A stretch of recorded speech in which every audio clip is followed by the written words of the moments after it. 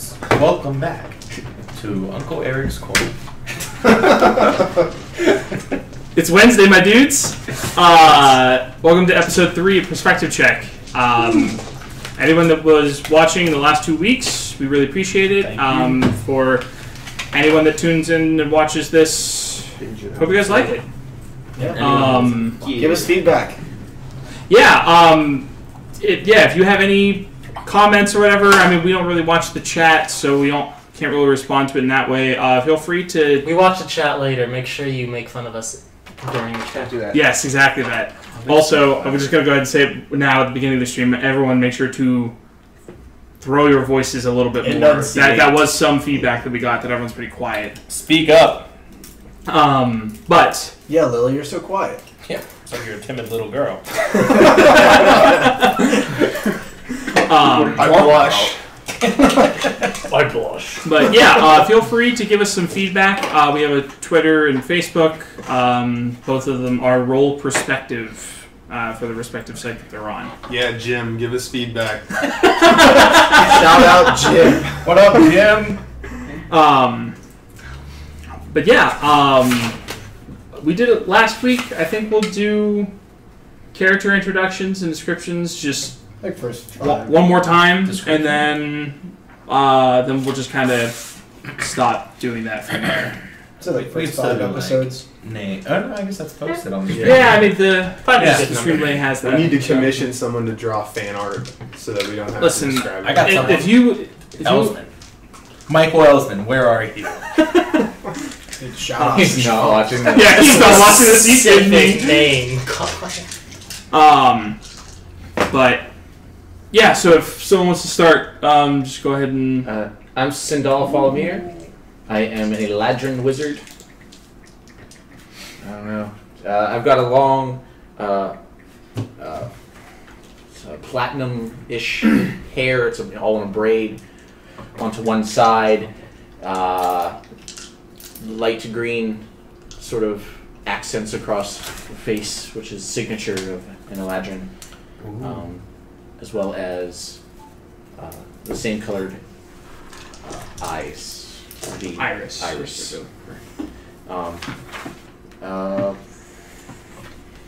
I've got a big icy cold staff, and other than that, I wear a big ugly looking robe with a bunch of patches over it. I love the descriptions get more and more elaborate. I forgot. You guys remember more about our characters. Every blemish of our characters. Is gonna be Well, there's a lot of stuff that I forgot the first time, and I remember the second time. No, that's good. You build on it. That's good. I'm Kaylee. I play Fenrir Lucavella. I am a pale, faded tattooed dwarf paladin, level 8, that is very tall for a dwarf. And very strong. I carry a very large, probably oversized axe that devours my enemies. It sure does. With swift swings. Swift wings. Yeah, that's probably good for me. I'll think of something next week. Well, we're not doing this next week, so. Yeah, this is your last chance. Oh, really? Yep. Chance. Well, I'll throw it in there regardless. Right in the middle of initiative or something. I'll just interrupt you in a big... By the way, guys, I remember story something. beat. That is a great Wait, idea. Cody, please stop this important thing. I need to give you some physical descriptions. What, Lily's about to die? What? Hold on. Or My beard looks grew like. 1 inch. Are you foreshadowing? Hey, it works. Anyway, I'm the cleric of the group. Albert, he's Ace Samar. He follows. He worships the deity he follows or serves, I should say, is Lathander. Praise be upon his name. And That's it. my task is spreading the light to my friends and heathens, making sure they don't get lost in the darkness. My friends and heathens. My friends who are heathens. It's Venn diagram, friends, heathens. Where the Crossover. Where the light should be hitting. I have to make sure that they don't get lost in the darkness. Boy, I'm Korak. My name's Eric, and my character is 5'8". He's 28 years old, about 230 pounds. So it's pretty much me. He's bald with a thin beard. Oh shit. And it's just a little greenish skin is what he's got going on. I'm a barbarian. I like to get hit by stuff, so that's pretty much what I do. Is this something about you? Do you envy something? Do you have an envious feeling about something? Getting hurt all the time. He knows, Love smack punching stuff, you he know? knows stuff about big trees. Oh, that's so true. I know where the biggest tree is. I know what you're talking about. In all the Shimmerwood. I play Lily Tea Leaf. I'm a halfling druid.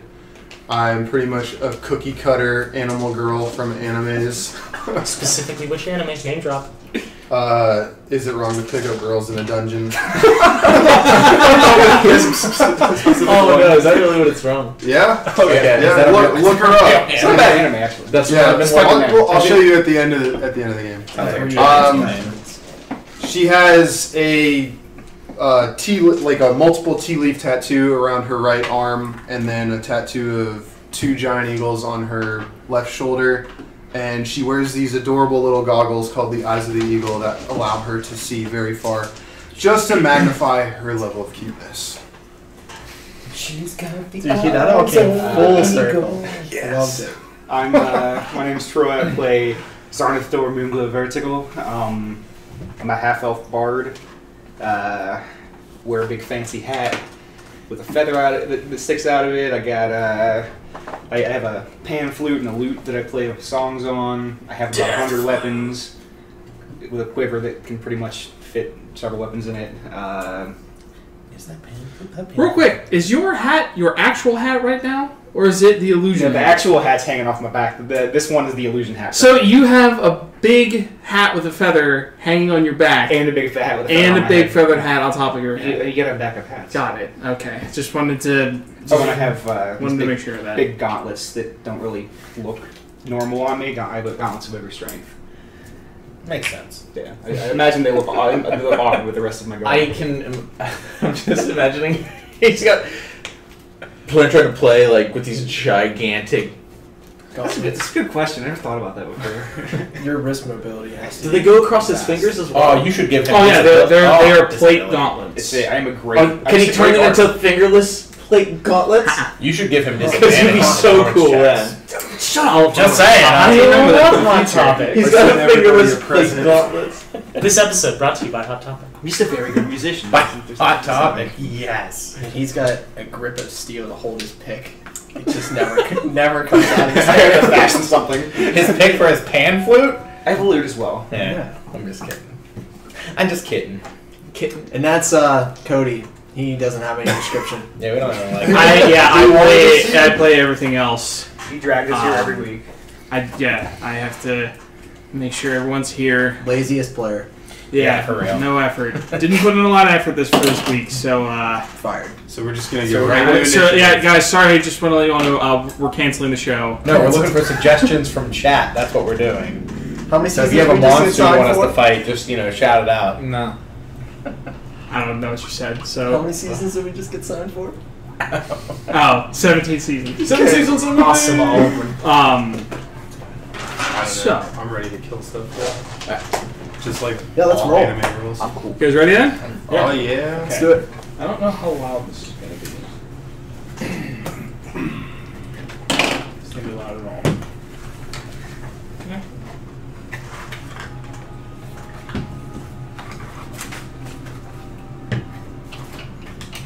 This? I forget Sounds where like we it's left not off. I Ow. want to go through recap. But Killed all of the skeletons. Well, yeah, we killed a lot of stuff. dang it. Didn't turn itself off from I think that we lost the speaker for a minute, so I'll deal with that here in a second. So, guys, on the last exciting episode of Dungeons and Dragon Ball Z, Dragon. our group of adventurers, known as Nocturnum, continued on their quest in search of the arcane junctions locations where the natural flow of magic overlap with one another and create points of particularly strong arcane focus. The reason for coming to these locations is because of a vision that they learned of from an Alcied, a centaur deer instead of being part horse. Where the vision said that a local baron's daughter was to fulfill some greater purpose in going to these locations. That was nice. Apparently, it's got a lot of pressure in it. But having already taken the girl, Junla, to one of these locations after finishing in a war campaign in the elven city of Kelisari, they have ventured out in search of the second arcane junction. On their way there, they met with former companions Kalen and Suthera, the Alcied and her centaur mate. Together, they made their way to a point in the forest where it seems that there were some ruins from a bygone age. Very overgrown, very old looking. And it appeared that these ruins are the location of the second junction. In this location, in these ruins, however, a band of gnolls had taken up residency.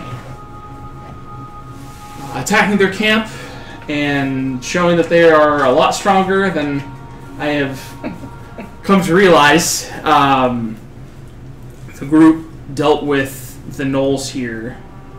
However, in the battle, Suthera, Kalen's mate, lost his life.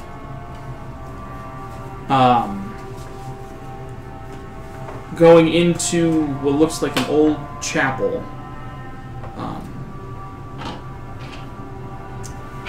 Junla recognized that the altar inside, where it appeared that the gnolls were attempting to perform some type of ritual, the altar was the point that she needed to interact with. Placing her hand on the altar, she began to go into a trance of sort, and there was a pulse of black energy that washed over all of you. A few moments later, they heard the sounds of skeletons. They turned, and all the gnolls that the group had dealt with outside minutes before had animated as skeletons, including Suthera. The group dispatched of these skeletons, and then returned back to see Junla, who had aged again, appearing now to be late teens, early 20s, and previously, with her transformation from visiting the first one, she looked as if she was made of diamond. Now she appears to look like she's composed of starlight and more spectral dust. She has a small floating nimbus of sorts that slowly circles around her that she appears to have control over. Kalen, seeing the skeleton of Suthera having just been animated, walked off without a word into the forest, and all of you followed suit. And that was where we left off. So, all of you... Kalen's not moving super fast. She's just keeping a very steady pace, just walking south, Koraki kind of gathered it's like southeast, away from the junction. After a few minutes, you all begin to feel that same familiar pressing of the enchantments and illusory magic that flow freely through this forest. Kalen just keeps on walking. 10 minutes.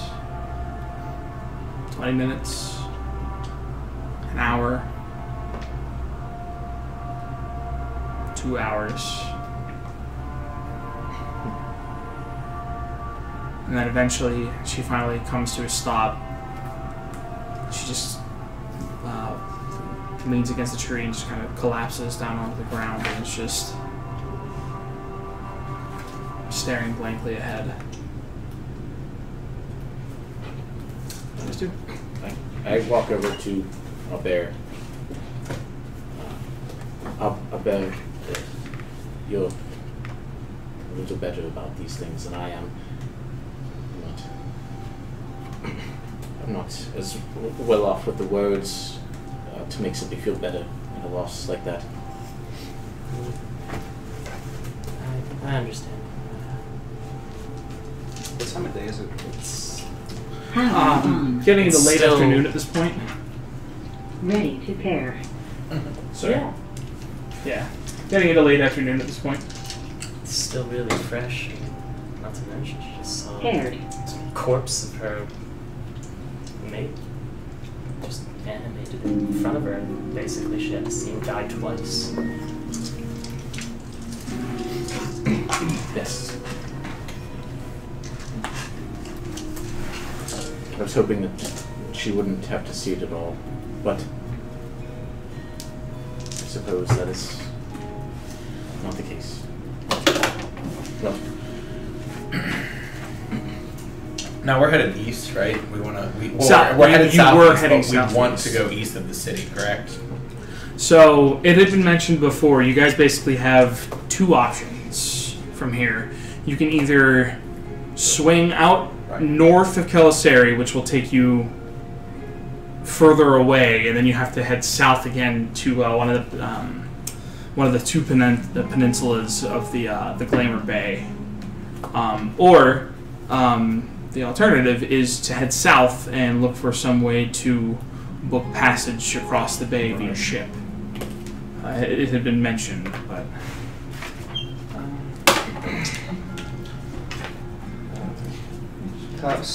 Galen and Suthera in that discussion had not been particularly keen of going to the city, and neither had Junlaw, at least not going into the city. And Cullen and Suthera showed particular worry about the approaching winter, that they will need to, they would like to, that they wanted before to get this done as quickly as possible so that they could figure out the best way for the two of them to do this now that they no longer have a tribe.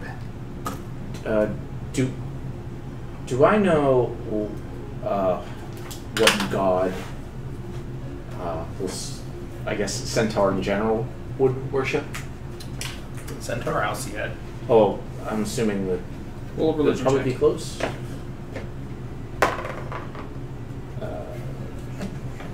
24. 24.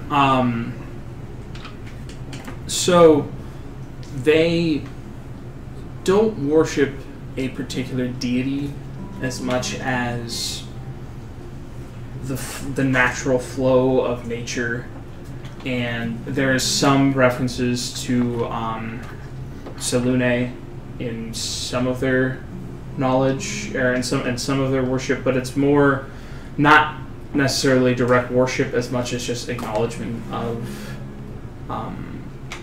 her power, as well as to Valinor, the god of the hunt among the sovereign host.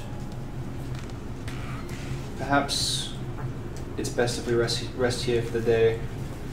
It's already been a long morning. Gives us a chance to calm down.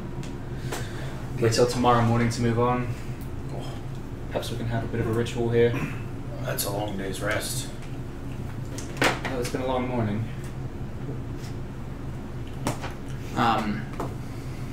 And you see Junlaw at this point now, her physical form has returned to the caramel color skin. The clothes that she wore before, she was wearing like leathers and makeshift armor, not makeshift, but armor that wasn't necessarily fitted for her.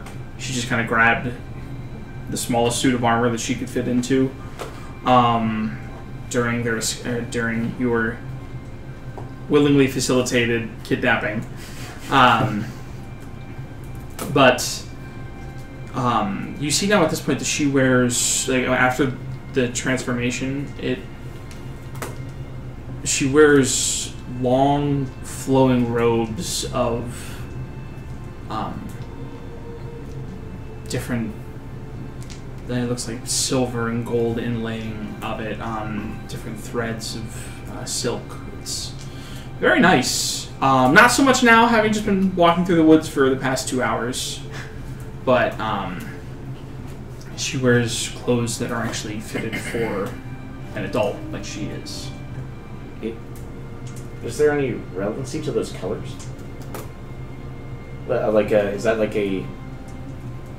It doesn't fit like a. They're plain-ish. They're very nice silk robes, right? But they're not like in comparison to like Albert's garb, how he wears the colors of. Right. No, it doesn't have any type of special significance to that. And Junla says, I think that taking a rest, at least for... And you kind of see that she looks over to Colin. I think taking a rest for at least a little while is not a bad idea. You see that she walks over to Colin and just places a hand on her shoulder. Colin doesn't seem to really respond in any way. So. Right, so among the Knowles camp, I found about 250 gold. We can split that up if you would like. Started handing out little pouches of 40 gold pound. And I also found some bracers. Could anyone possibly identify exactly what these might be? I can have a look at those. Hand them to you. You gonna cast the identify? Yeah, virtual cast. Yeah, roll me a d20. Yeah. A lot of characters nowadays. Over the course of the 10 minutes after it's done. We'll calm down over there. Sorry. Your Korak drop my alchemy jug. They are braces of defense. While wearing these braces, you gain a +2 bonus to AC if you are wearing no armor and using no shield. Okay. Oh! Absolutely lovely. Take them and I'll smack them on. They are attunement. They do require attunement. Excellent. Okay. And as of right now, if you are wearing your shield, it will provide no benefit. Right. You can use that sword with 2 hands for an extra. It's a versatile weapon. So Cool. I will sit down and kind of pull out my flute and just start playing probably one of the songs that I would do when I pray to my god. Just like a more somber toned song, and just peaceful but not exactly cheery. What's it sound like? I don't know. But peaceful but not exactly cheery. Are we resting just for a short time? Oh or no, are we... sounds like we're here for the night. The day and night. It's about midday at this point, like maybe like 2 or 3 o'clock. Have we rested enough to just roll a hit die? You guys are sitting down now and taking a short rest, so if you guys need to spend hit dice, Just in case. and if any of your abilities recharge on a short rest, they recharge now. Nice. Solid. One more thing. Lily. Yes. Yes. I can work in a song of rest. I'm assuming, by the way, you are taking off your gauntlets. Oh, what's that do? What's that? I'm assuming you're taking off your gauntlets over the course of this playing. What? What's this You're wearing big plate gauntlets. I never thought about it before. Oh, now we're retconning things. Alright. No, it's just. I'm not. moving forward. I'm not retconning any things you've done in the Extra past, 4. just in the future. Max health. That's 4 extra. Max health.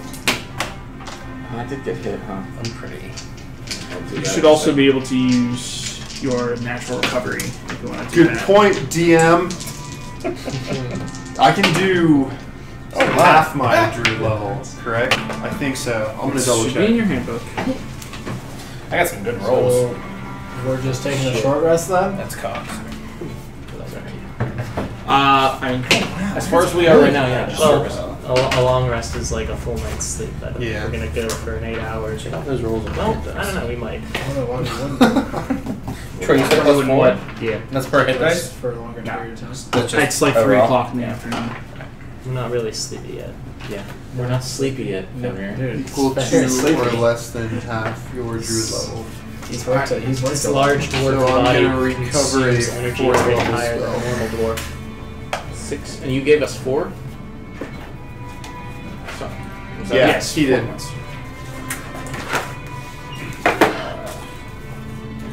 That's not a lot. Lily, I haven't been sure what to do with it yet. And I've been thinking about it. It's a very powerful item. I think you should have it because give you a lot more aid, I think. In particular, you seem to enjoy flying a lot. And it's come to my attention that it's extremely dangerous. As we've all been able to recognize thus far. Yeah, I don't want to talk about that one time. Rip. Okay, well, this ring will help protect you from that happening again. Should you prepare yourself for the potential dangers of what you might do, and I give you the ring of spell storing. What does this ring do, Sindal? You can hold spells within it. For instance, right now it does have Featherfall and Shield already inside of it. You can cast me. Essentially, the way that the ring works is you literally put a spell into it that you can then use at a later date. So, for instance, he has Shield and Featherfall. Both of the spells are reactions. On your turn, you can use your reaction to cast one of the spells that is stored inside the ring. Any spell stored in here can be cast as a reaction. No, you Just can specific ones. cast. You use whatever the action is for the spell. Shield and Featherfall are both reaction spells. So that's how fast Okay. they cast whenever you're using it. So, for instance, And it doesn't if you use spell slots. no, well, It uses it when you put it into the when you so essentially the way it will work is if you're about to lay down for a rest and you know more or less that you're going to get this rest off, if you think I should throw in a 4th level blight into this spell, you can throw in a 4th level blight if you have a 4th level spell slot before that rest. Go to sleep, and then you have an extra blight on hand. Okay. Which means also you can prepare a different spell if you don't want to prepare a blight, which I know you always will. But You don't know that. but the alternative to it is that you can have an ally cast a spell into it. So you can have a bear throw in a 3rd level Cure Wounds into it. The only stipulation to it is that the total combination of spell levels inside the ring cannot exceed 5. So you can have a 4 and a 1, or 4 and a 1. You have like a 4 and a 1, a 3 and a 2, a 3 and 2 1s, 5 1s, whatever you want it to be. Alright. Thank you very much. It's my pleasure. Please protect yourself with it.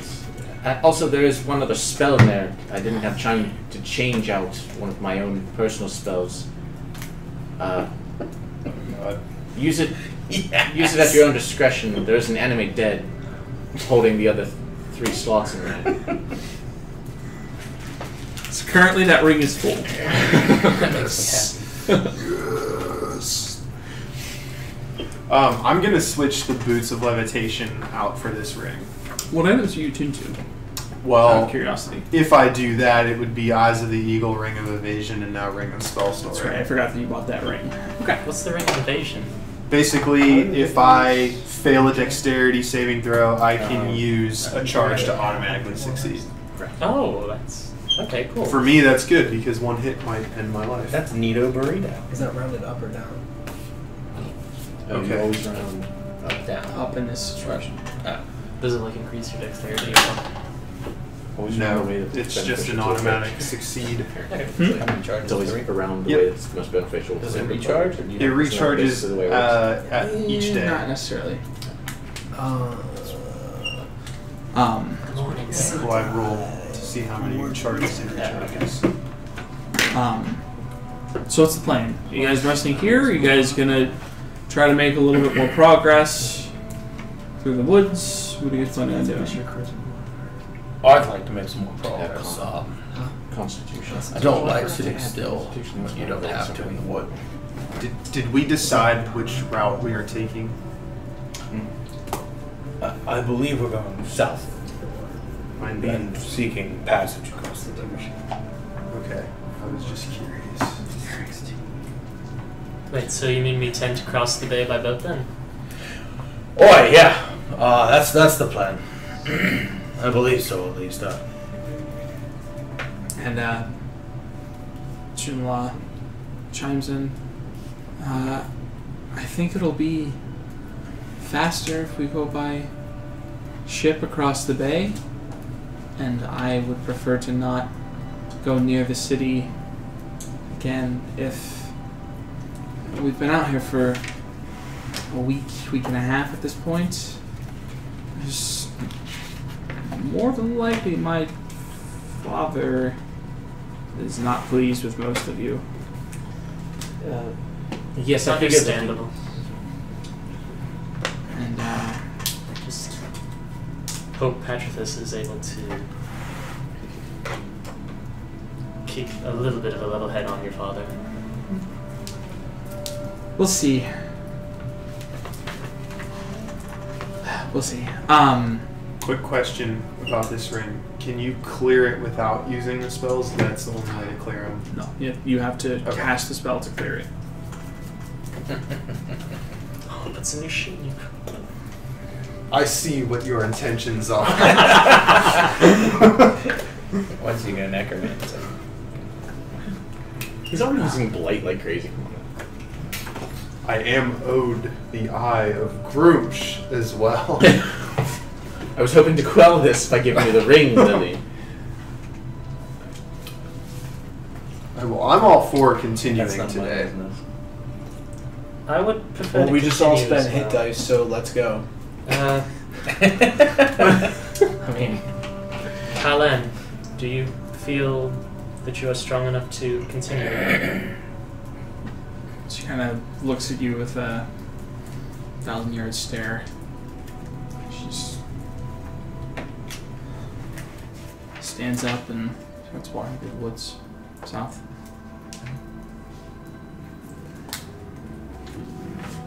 Junlaw follows after, and so does everyone else. I mean, did we Assuming. decide which direction we're going to take? Yeah. We're going across the bay. We're going to South and then book across passage via ship? Yeah. Okay. Seems to be the fastest without entering the city. So, So how far do we make?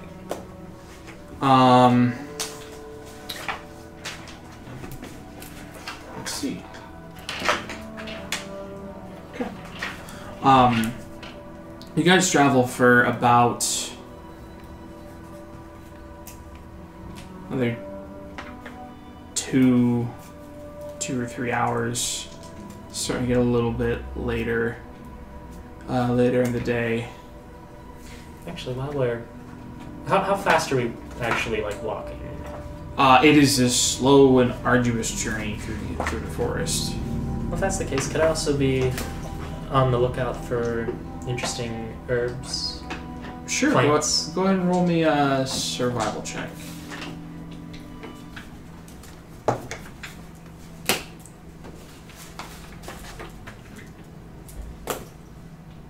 13.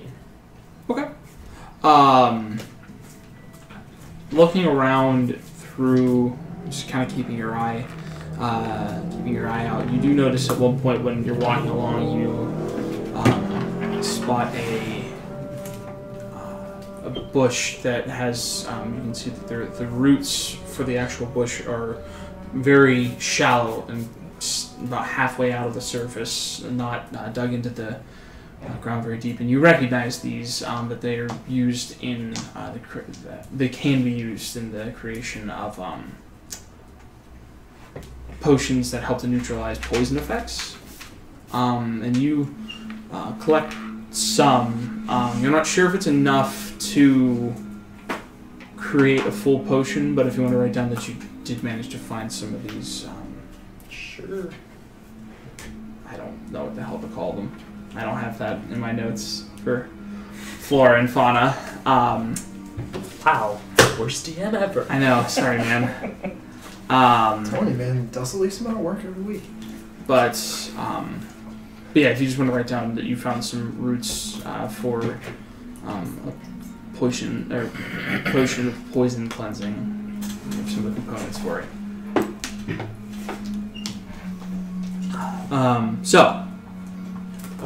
Korak, how long have you've lived here all your life? On the outskirts? Not quite my entire life, but yes, yeah. So, you're at least moderately familiar with the area. As familiar as one can be, yeah. Inside the forest, you've been in the Shimmerwood. Yes, yeah. I started my life in Kelisari and then went out on my own, we'll say. You began your life. What part of Kelisari?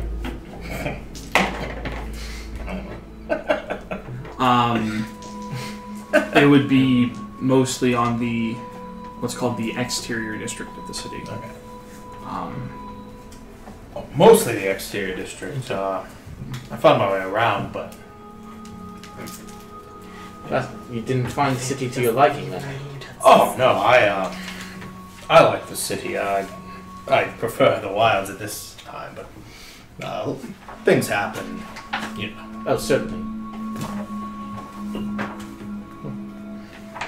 Are we still moving? Yeah. As you guys are having this conversation, I need everybody to go ahead and roll me perception checks. Might have messed up how many spells I have prepared. I have to double check it. Oh, that's right. Does Lude always have advantage on perception? Unless I'm specifically calling for it, I'll just say no. Okay. Just yeah. If I'm calling for Lune to make a perception check, then I'll tell you to roll it with advantage. Yeah. Okay. I'm natural 20. 23 for Fenrir and sorry, bear with me here. 20 for Lude. 15. 16. Out of 14. 8. Okay. It's not super hidden, and for the most part, everyone kind of picks up on it rather quickly. You start to see, most of you pick up on there's a sense of burning wood. That kind of you catch the trail end of a scent of it. Can I see any tracks of anything? I'll roll a survival check. Like just from the chimneys of the That's city, not or something more? Just 10. 10. Looking around, you do see that there are some tracks through this area, as if something clumsily made its way through this area of the woods, and then as you guys are still going along, you can see some of the fading sunlight for the afternoon ahead of you in the tree line, which for the most part you don't see a lot of it, but you can see more of it now. As you guys are slowly walking forward, you can see a section of the trees ahead of you are cleared out, as well as several tree stumps in the forest ahead of you in like a small clearing. Then kind of looking out with Fenrir, you spot in the middle of this clearing there are a few stone axes that are embedded in the trunks of the trees that are still in the ground. You can spot that there's a form laying about halfway out through the clearing in the middle amongst the trees. You can see what looks like a slender female leg. Just a leg? Well, I mean, it's blocked, but you can spot her, a female form. Dwarven eyes see. Yeah, I'm gonna just roll up there and check it out. Striding atop your beautiful. Okay. I'm gonna count. These axes, you said they're stone axes that are And as you start walking out a little bit more into the clearing, you notice that it's very much orc make. Okay. And it appears that they've been chopping trees down, like these are severed stumps of trees. It looks like it. As you go a little bit more out into the clearing, you can see it looks like that they made like a makeshift camp here. And you can see some of the burnt out, still kind of smoldering fires. And a few kind of broken down tents. Would this have been where they passed through to get to the city? Or we're north of that, aren't we? No, you guys are southwest of the traveled city south. at this point. Oh, did we? Oh, how long have this has been several days? No, this is still later that day. Oh, I thought we traveled north of the city. Also, No, you guys went like west by like kind of northwest. So you guys are more just straight west from Kelisari than anything. and you can smell that too, yeah.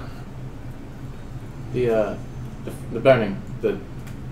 Just smells like burnt wood so far. It looks like Nothing I- foul. Burning. it seems as though either they're possibly returning, since they still have left these tents. I don't know, or Perhaps this is a group of orcs that broke off, yes, trying we to should survive in this ridiculous forest. possibly. Fenrir, as you get further out into the clearing, you can see you come closer to the female form that's lying in the center of this clearing.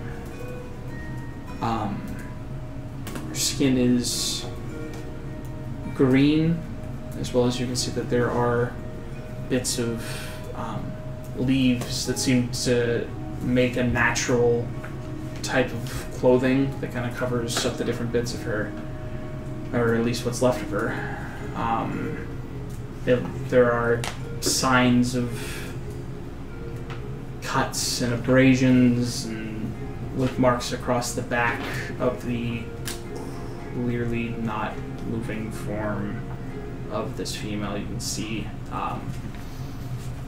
she has some green hair that's kind of long, at least for the parts of it that are left. It looks like some of it was ripped out from the top of her, from her head. Looks like Is she alive? Oh, I mean, if from just a perspective, like from your perspective, it doesn't look like much of anything could be surviving at that point. There are just cuts and wounds all across her, and you see this form lying there in front of you. Well, I just call out to the rest of the group. They're not far behind, right? I mean, they're probably at the tree line, maybe a little bit of the ways into the camp. Yeah, I'm barely. I'll just call out, hey boys, come check this out. We got somebody who's either really, really hurt or possibly just gone. Be careful on your approach, and I'm just gonna try and look the best that I can on as far away to see if I see any movement. If they're like somehow holding like an ambush on us or something.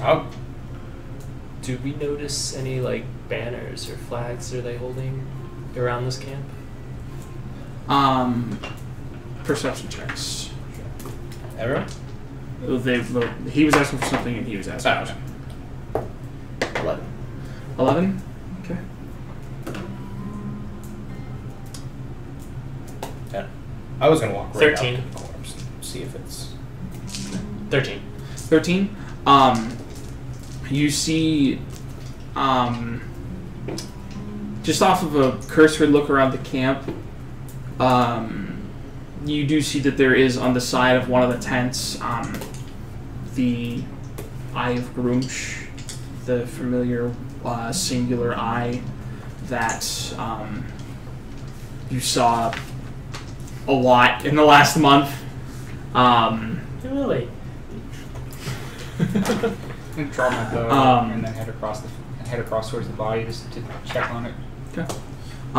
You walk up to where the body is, and you check it for life. It's dead. Okay. Roll a medicine check. Medicine. That's a whopping 0. So it's 4. Walk up. Wake up! You wake up and she's kind of slumped on her side, and you turn and grab her by the shoulder and kind of turn her over and look, and doesn't appear to be breathing. Should I cast Animate Dead on her? Can I just walk up and Do you mind if I try to cure wounds? Yeah. So I'm gonna just try to cure wounds, see if there's anything left. Just Okay. You walk up and you place your hand on her arm, and you sing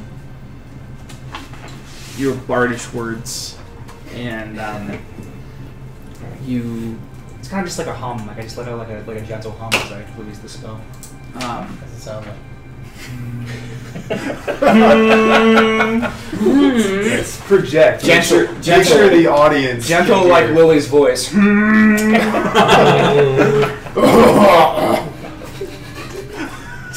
That 12-year-old smoker's line. you see I've been through some shit. the eyes of the form flutter very slightly. Oh shit. So she takes very, very, very shallow breaths. There's life here. Albert, can you do anything for her? Yeah, I'll absolutely. I'll see if I can. Do we know what it is? Do I have any idea what it is? Roll me a nature check. Crit. This is a dryad. Try it. This is a spirit of the Feywild that oftentimes they are tethered to trees that are their entire existence. Well. A singular tree per dryad? Is that what you meant? You know that is the case. Perhaps her tree was one of these trees that was destroyed here. That's why she didn't flee from the orcs. She was defending her home.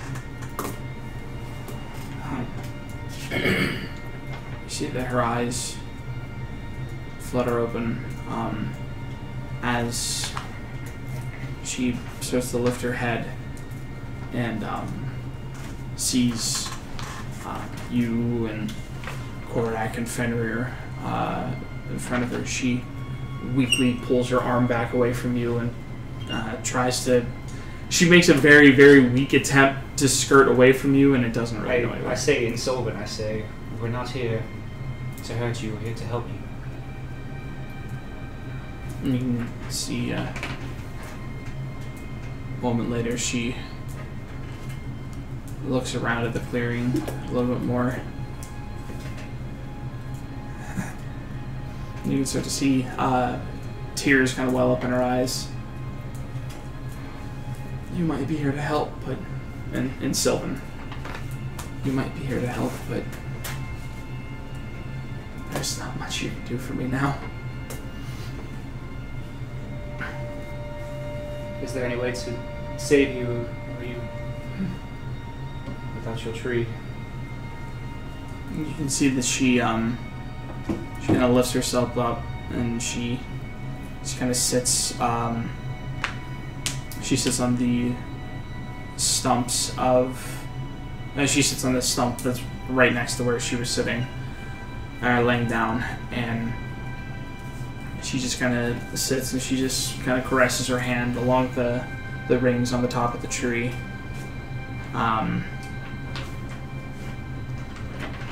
She gives a smile and says,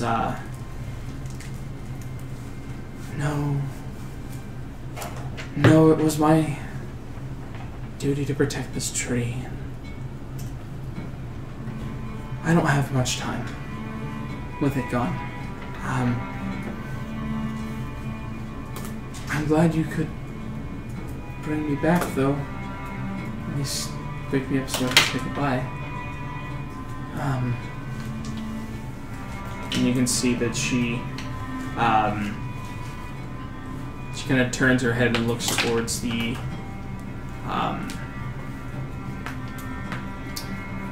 tree line, and she begins to hum and sing. It's the very weak, but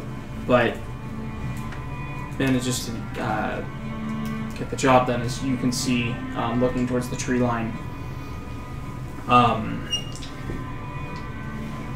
forms beginning to walk towards you as they break the tree lines. You can see about 6 of these orcs. You can just see walking towards you very stiffly. You can see blood running down the front of their face, from their eyes, from their mouths, from their ears. And as she's just turning, and in her singing, it appears that she's beckoning them towards her. You kind of get from the words of the song that she is calling out to friends to say goodbye. And as these orcs stiffly walk past you, you can see one of them starts to. And you can start to see bubbling out of the front of its mouth. This yellowish orange sludge begins to kind of run out the front of its mouth. And you can start to see that the jaw almost starts to become unhinged as more of it begins to come pouring out and slopping onto the ground, and all of them start doing this. And after about a moment, or after about 5 or 6 seconds, you can see all of the orcs fall limp on the ground. As you can see all these piles begin to form together into these probably about 5.5 foot tall humanoid-like amalgamations of sludge. It almost looks like sap. And you can just see these smoldering orangish red eyes in them. You don't see any type of face. You can see what looks like a head and just these eyes. And you can just see that she is singing to them, and as each one, and they all kind of crowd in towards her, and as she turns to each one, she finishes a word and turns to the next one, and you can just see it fall apart and just slide back into sludge. And she turns to the next one, the next one, the next one, until she finishes her song through all of these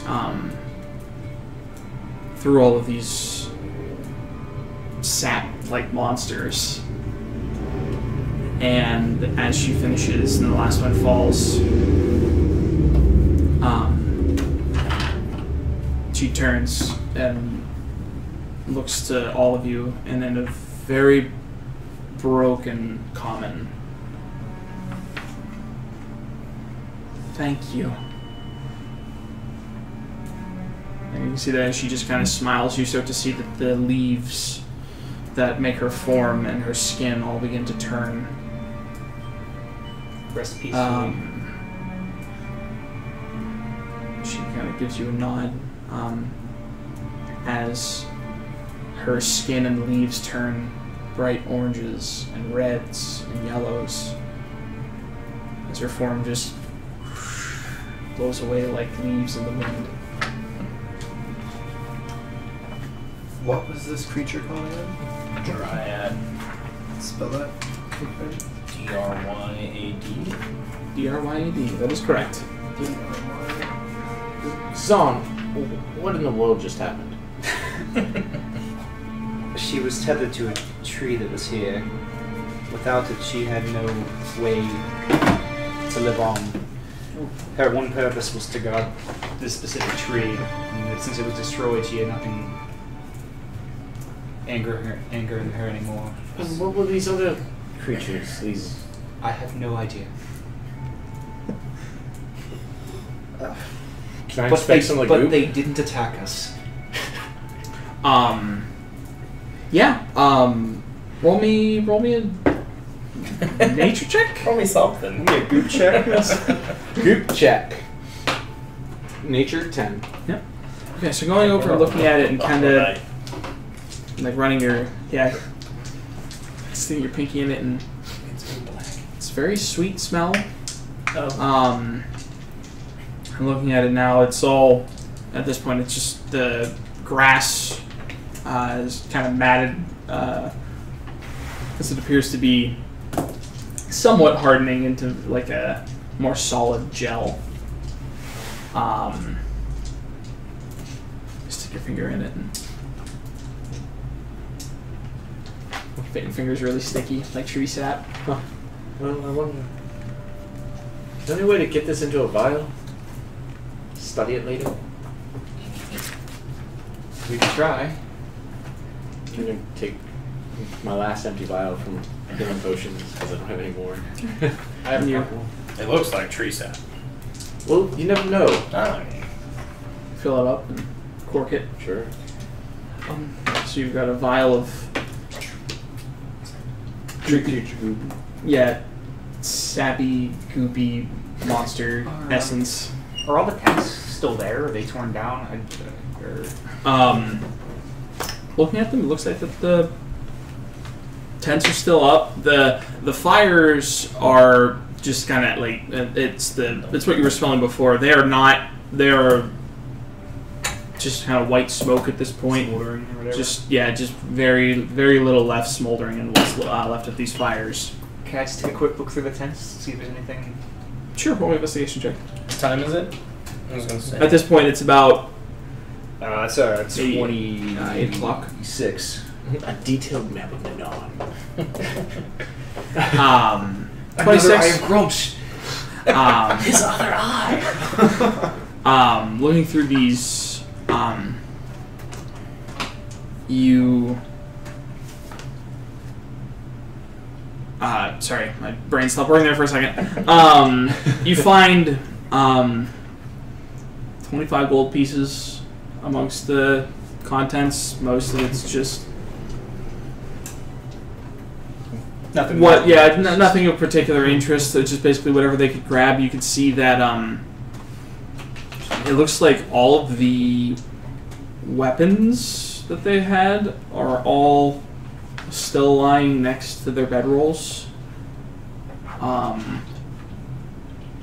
It looks like that whatever these things were that possessed them, it all happened while they were asleep.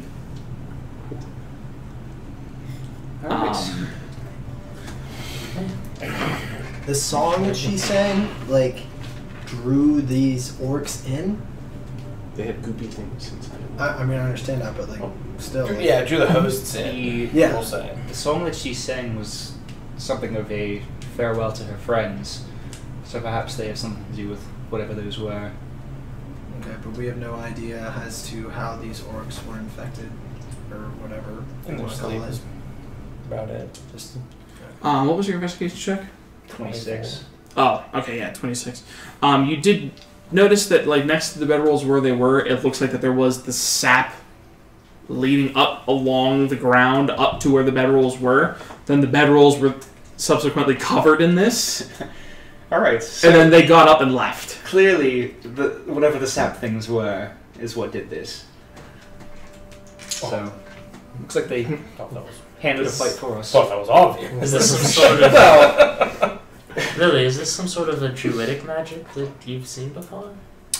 What kind of a check would that be? Nature check. Druid magic check.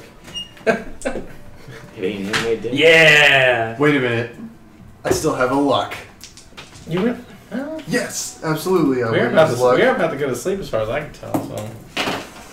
So. Haha! This was a nature check. 18. 18. Worth it. You've heard of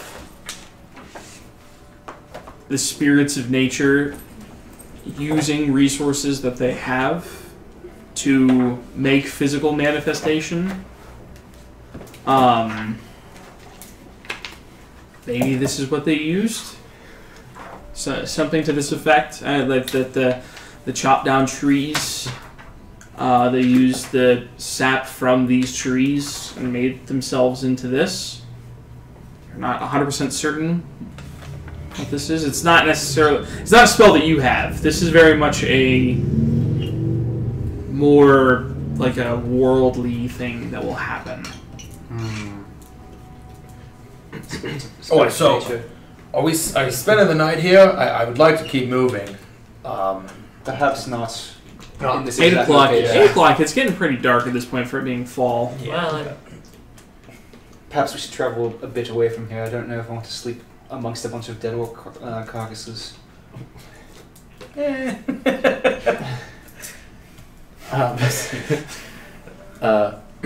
Do I feel oppressed it feels here rather peaceful here now. since the trees are cut down? Oh, I mean, it's not a lot of trees. Oh, okay. It's still the magic is still very much pressing on you. Well, I'm fine to continue traveling away from this camp. This smoke has drawn in probably more than us. It's been going for quite some time. I would think that we should travel a little bit away from it. Although then we are in the thick of the forest without a clearing to make I a feel proper we should camp. stay here. I believe spirits of nature have purified this area for at least a little bit. Is there any indication on if these sap creatures are friendly or foes? No, I mean, we they helped might their they friends. seem might to view be us as friendly. invading their territory. We did help their We friend. helped them and they didn't seem to be too. I mean, they look like they're gone now. So That is until we go to sleep. well, that's why we'll have watches. We could stay here. Let's just move these. What are they? They're like just orc skin. pretty Actually, much what do now, they like- look like now after Oh, the I mean, sap? no, they still look like. Like, are they still fleshy? Let's just. Oh yeah, no, it's still like the whole body is still there. Let's just move these Are corpses they like kind of away encased from in here. sap? No, they just it's just that you see the orcs. You just see blood that's kind of come from the broken eye sockets. The eyeballs are just not there at this point. As well as blood running down from the mouth and from the ears. You kind of gather that is probably where they went in. Oh.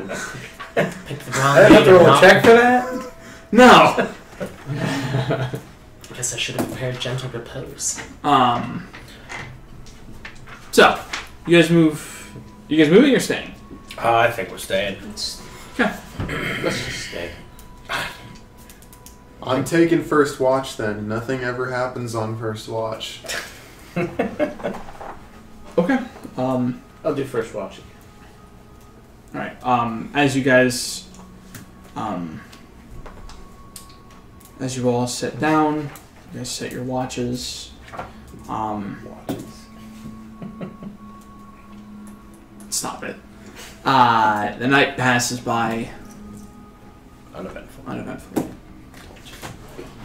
Well, that was more than just first watch. Oh, Sindal.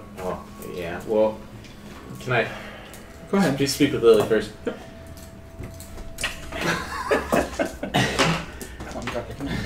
Hold on! Lily, Yes. I know that I left Animate dead in that ring. I'm not sure how Albert would feel about you using that spell. either we should remove that spell or we should figure something out. Were you intending to actually cast that? Honestly, I don't really know when I would ever need to cast that. I'm in complete agreement. Am I hearing? I think this is on. This is first watch. Okay. So you think I should just kind of toss it aside, get rid of it? Probably for the time being, we should not have you use that spell. It's quite powerful, especially coming from a child. You can go ahead and say it. My version of the spell is a little more adept. And I'd rather not have you walking around with 2 zombie orc at your beck and call. Do you have, Sindal, do you have any other spells that you could cast into it? To replace it? Yeah. Well, for right now, certainly. What are you looking for? Anything fun in particular? Probably just something 3rd level. I don't know if that's in-game language or not. But something to evenly. When it comes to talking game mechanics, I'm totally okay with RPing. Like the mechanics are a thing of the world. It's hard to not do that. Like, a spell. The third tier of power. Something that would help us in a pinch. Well, yes. I do have one left over if you're looking for something different. And, well, I guess he can just get rid of it and make that just swap it out, right? I guess. Nope. Or does he have to? He has to cast it. Alright. Well, let's, well, we don't have to be anywhere too close. Let me check my knowledge on the spell. Sindal is corrupting me. Yeah, cast it on that sap. What up? You know. Yes, I well, could learn it too. Sindal is grooming me to take over. This wasn't an Skeleton dance party. This was not an accident. You only have to be 10 feet within the corpse, so we'll be fine as long as you're not near anything that has been passed away, and also you have to choose the ones that you're raising. So I'm quite certain you should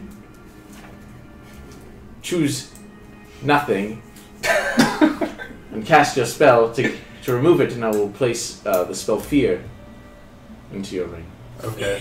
Hey man, hit this joint. Is that something you can do? Just waste this spell for the sake of brevity? You focus, looking at the ring, and you can see. We've never used it. You can see that there are 5 gemstones all laid in a essentially like 4 corners, and then one in the center, touching all 4 of them. And you can see 3 of them are this glowing green color, almost like a jade, like a dark green. And then you can see as well 2 glowing purple gems. And as you hold up the ring, you point it out into nothing. You look back at the ring, and you see that the 3 dark green gems have all gone dull and are no longer lit. And then we're going to replace that with Fear. Yep. Okay. So the thing to write down is that any of the spells. God damn it, Tim. Any of the spells that are cast into the ring use the spell attack or spell DC of the person who casted it. Ooh, right. So Fear will have a DC of 16. Don't use your own spell modifier for that, unless you cast the spell into the ring. Right.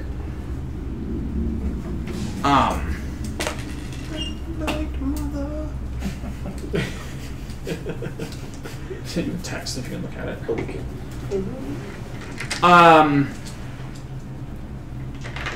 Over the course of the night, you guys change your watches. Night passes by uneventfully. Tim, roll me a perception check. Lily, roll me a perception check. Sorry. Tim was doing something. 25. 25. Oh.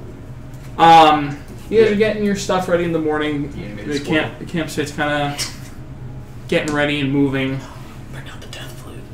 And just doing your the keys, phone, wallet pat down, just checking over all of your possessions. Your parrying dagger sheath is empty. What the fuck?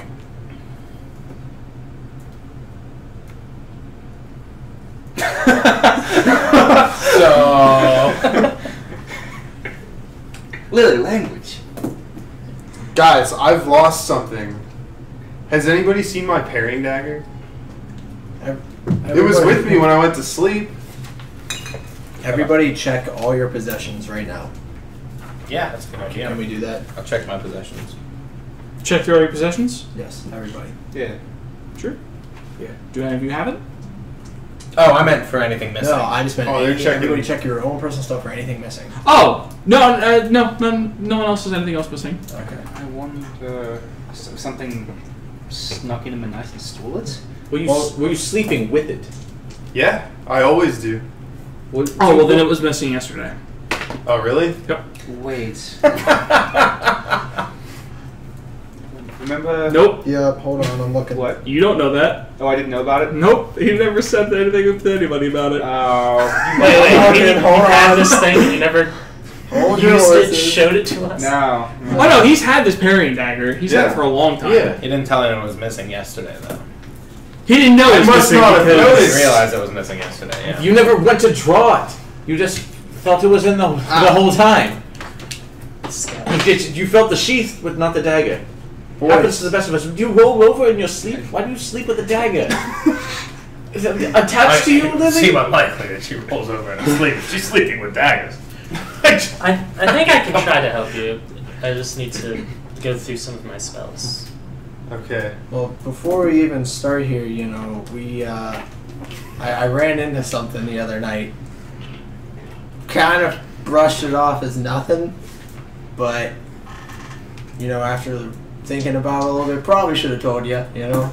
Yeah. But, What are you talking about? Yeah. I watched the other night. night while we were making our way to the second junction. Ran into these old bastards called quicklings. Super fast guys. Could maybe be that. Don't know. They're pretty quick. So they could probably get in and out of the camp without being noticed. Quicklings. What do I remember about quicklings? I remember them being small, mischievous creatures who were very fast. That's pretty much all we knew about it. So, Fenrir, let me get this straight. There's some tiny little quick creatures running around. What? Where did you see them? What were they do? We heard it rustling around. We didn't really. I don't even think we really saw it. We who just else kinda- was with you? Just me and Lune. Oh, first I said. Go easy on me. Come on now. I'm sleepy. I forgot who was on watch. I was a fourth watch. I'm real tired. You don't stay up for the whole night.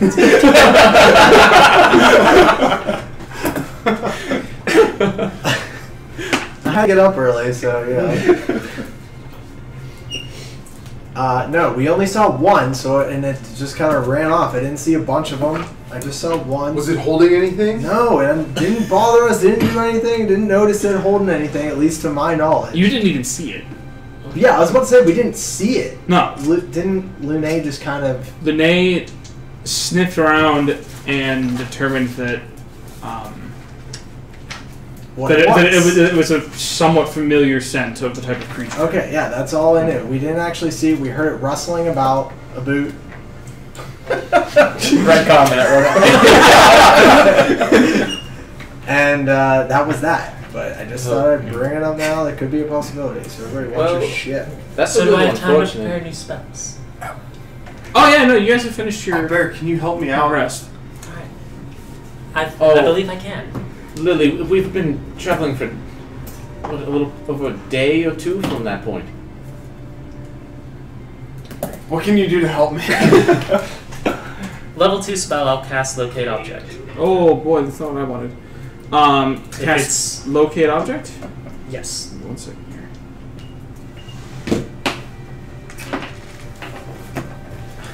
If it's within a 1,000-foot radius of myself. Okay. You cast a spell. No. Oh. So it took your dagger and just bolted. I guess it's not following That us was anymore. that was 2 days ago. Was it 2 days ago? That was I mean, that's the day all. before, and then, Yeah. and then the day before. At least we know that it's not following us trying to signal things. How the hell do we know that? Well, Because he knows that it's at least not within 1,000 feet. Oh, okay. The weapon is not within 1,000 feet. Yes. I could have stashed it. Well, We've No, traveled it's- quite a distance since they then. wouldn't have. They Have would I have. encountered these fuckers? Now, does anybody In my know life. anything more about these? Roll me an check. I'm about to cast divination and ask the DM, is there any way I can get my parrying dagger back? I mean, that is a legitimate strategy. That's a 10. 10. You've not really. Maybe I've had stuff stolen but never noticed. I Now it makes more sense where that gold pouch went. I used to have like 100 parrying daggers. Guys, I don't know what to do. I don't know that there's anything we can do. We'd have to go back into the forest and find that creature and where it possibly has the dagger or stashed it. You could set a trap if they're still around. Is Lune fast enough to capture these things? It's been days. It has. You don't know. I would assume that it would stick to a certain part of the forest that it knows the best. That it can possibly. Can't imagine that they would. Aye, that's still following us. That or it is following us. I said I doubt it is. Oh. Well, we can only hope that it is. We can catch it Well, and but get it the isn't. dagger back. Or we can hope that it isn't so it doesn't steal more of our things. Well, I guess we just need to be a little more keen on the watch. Watch for rustles in the bushes and such. Colin says something. This is the first time you've heard her basically say anything since she walked out of the chapel. And she says,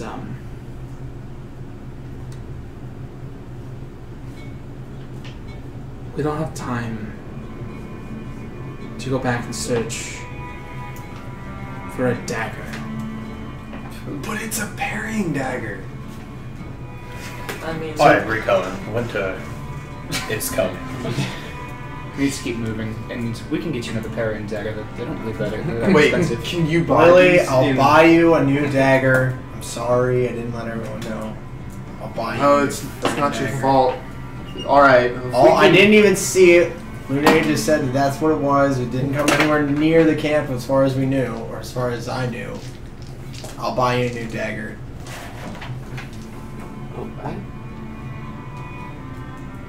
Oh, the exhaustion was from the wave. From the wave, yes. Your exhaustions are both cleared from your long rest. Your level exhaustion, which I believe affected you as well. Oh, I forgot about that. Yeah, so you should have making all your checks with disadvantage. Oh well. I'm not I gonna haven't made my own erase this from my character sheet Just yet, huh? yet. I'd I'm erase- just I'd gonna. erase it. I'm Make just, sure if nobody Why else put an X? next to quantity, put 0. I'd erase it. I was about to cast divination to solve this problem. I mean, if you want to. No. I mean, we it's can just buy. We'll it's- just buy another one, I guess. We'll get you a new, better dagger. Maybe something that lights up like on fire or something. Okay. Well, let's move. Yes, I agree. We should start going.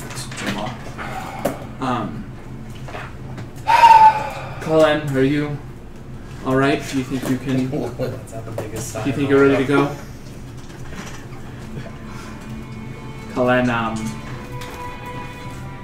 pulls herself together and starts leading off into the forest.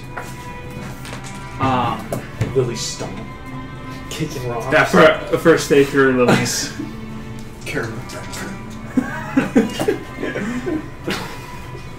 Stupid queens. Kicking rocks. Guess we found your first grudge against a type of character or a type of creature. Oh yeah. Oh. Absolutely. Oh, and she's an entity of the forest too. She's just gonna be purging every single one she comes across. So, you guys Start raising them from the dead. travel through the forest. And then I'll animate their corpse and make them dance. The next few days go by pretty uneventfully for the most part. As you get about, it's about 4 days. Actually, it would probably be longer than that.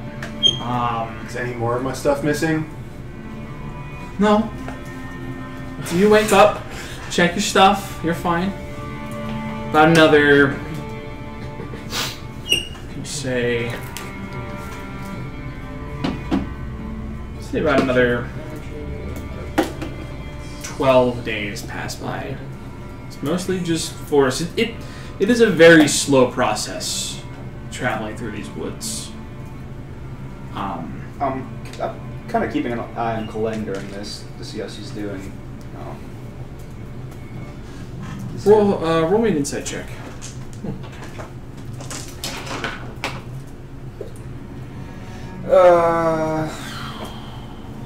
So that's 11.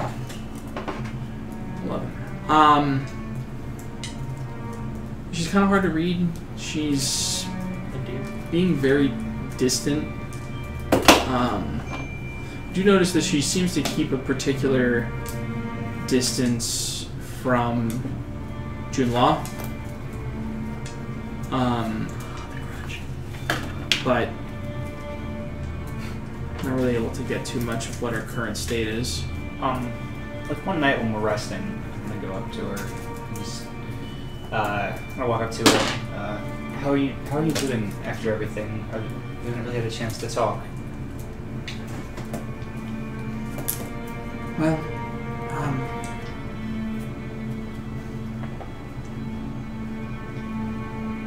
it's not easy. I mean, he knew the risks of what we were doing, and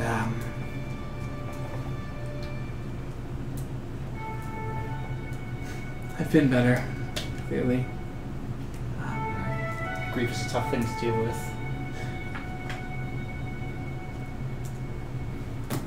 Just keep thinking about when we first met him. He was an outcast from another tribe, and he stumbled upon ours and tried to become part of the herd, and my brother just didn't like him. Wasn't as strong as the others, or as ruthless in battle. He's the kindest person I've ever met.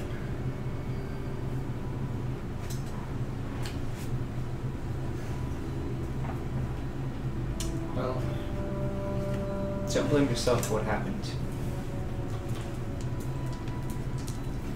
He came on this. If anything, it is our fault for not planning that fight better, for getting caught by the gnolls. If we had had to jump on them, then it probably wouldn't have happened. So it's more our fault than it is yours, and I apologize to you for that. You can see that she just kind of looks over at Junla, who, whenever you guys were first going on this, she was still kind of withdrawn, because like she still felt like a kid. Didn't really know, like, she didn't really feel like an adult, even though she kind of sort of had like the mindset of one. She's become very comfortable and likes to talk and ask you guys questions about yourselves. And you can see when you're sitting over there talking to her, she's sitting around the campfire. You can see that she is having her like little nimbus cloud kind of go over, and it just occasionally brushes up against Lily's ear. And she kind of flicks at it, and you can just see that she's just kind of she's become very friendly. But You see Colleen just kind of looks over at Junla, and you can just see a more look of seriousness come across her face. I just hope that whatever this vision is all worth it. I mean, clearly something's happening. Something amazing is happening. It's I don't know how I feel about it. Because she was just a child and now she's an adult, but she seems happy. She seems to enjoy what's happening, at least. So, and we couldn't have left her in the state that she was before. I think it's better that we follow through with it.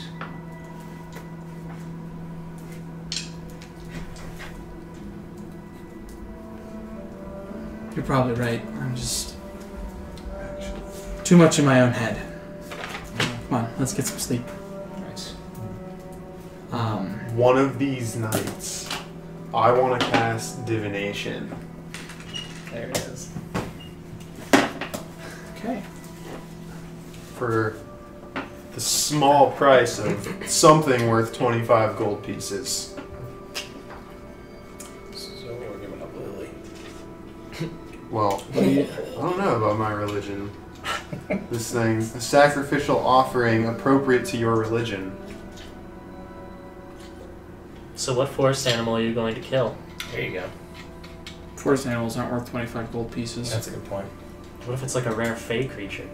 Or a big one with a lot of meat. I don't feel like gods put like monetary value on like meat.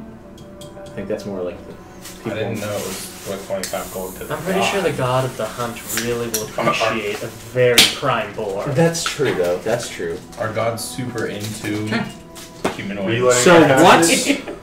I'm not stopping you from doing anything. What goal, event, or activity are you asking about? Real quick, at the very bottom where it says if you cast the spell 2 or more times before finishing your next long rest, that just means that I You can cast it once per day and it will work. Okay. This time I want to ask, what's going to happen to Junla when we get to this third junction and activate it?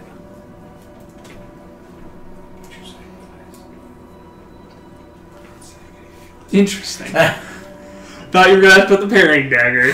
That was days ago that I would have asked. Which, by the way, since we've been traveling, I am like constantly with my eyes of the eagle, just looking for quicklings. I'm just looking for him. And I'm going after him as soon as I see one. So fast. As soon as he sees one,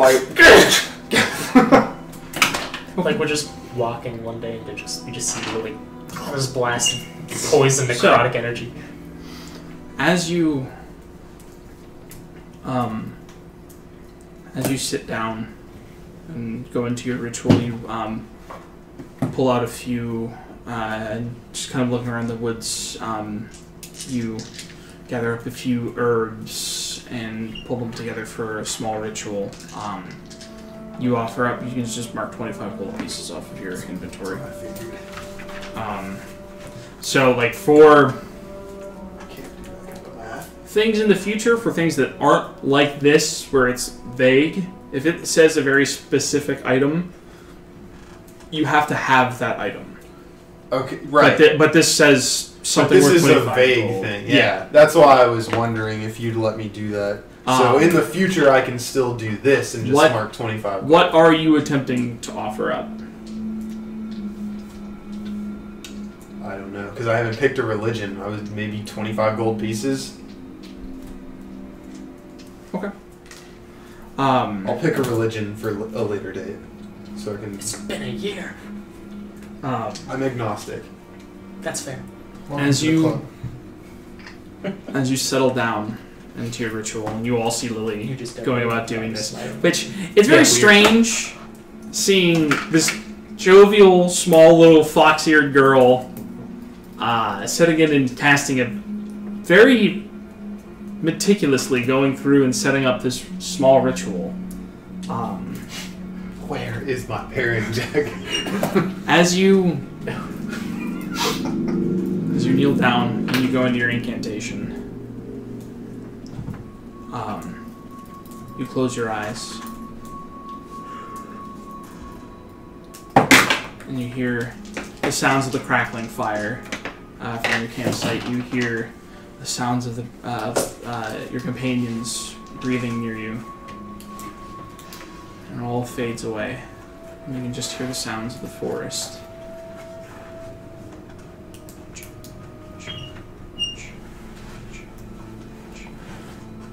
You open up your eyes as you see that you are in a clear field of green. There's trees dotting the surrounding landscape. With the sky a bright array of blues and purples and green. You can see a large elk comes towards you. Large rack of antlers. Well, dozens of points on them. It's a big set of antlers on the elk. It's like that Pokemon. You can see that it looks at you with an intelligence. What's its name? Xerxes. And without its mouth speaking, you hear a voice echo out around you. It says,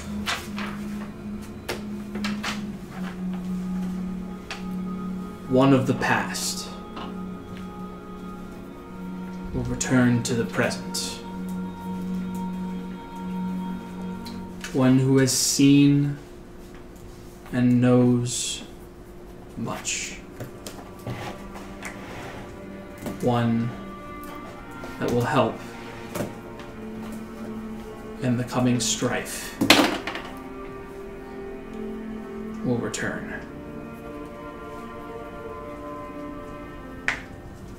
The elk turns away from you. Can you repeat that, please?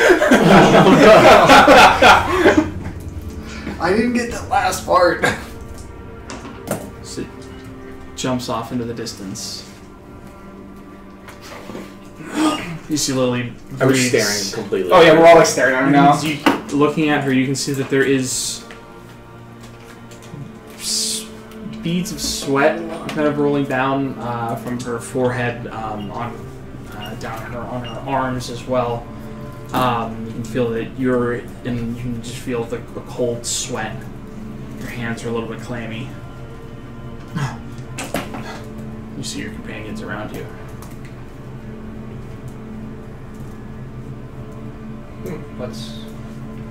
What did you just do?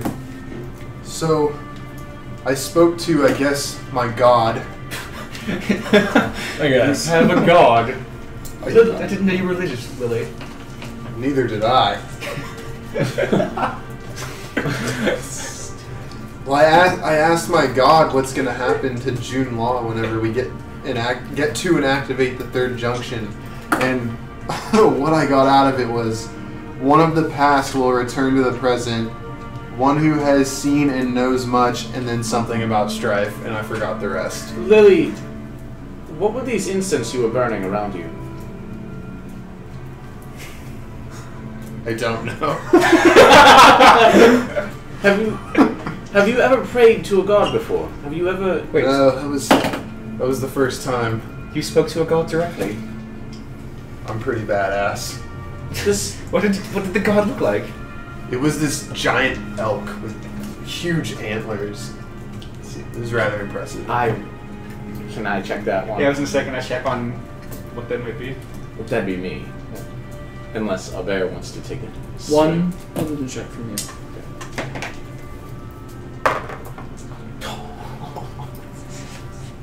12. We'll just watch it on YouTube 12? later. It could be God, it could be a spirit or an avatar of a god. It could also be something along the lines of like what Lune is to Fenrir. But I'm not sure. I don't make any connection. Lily,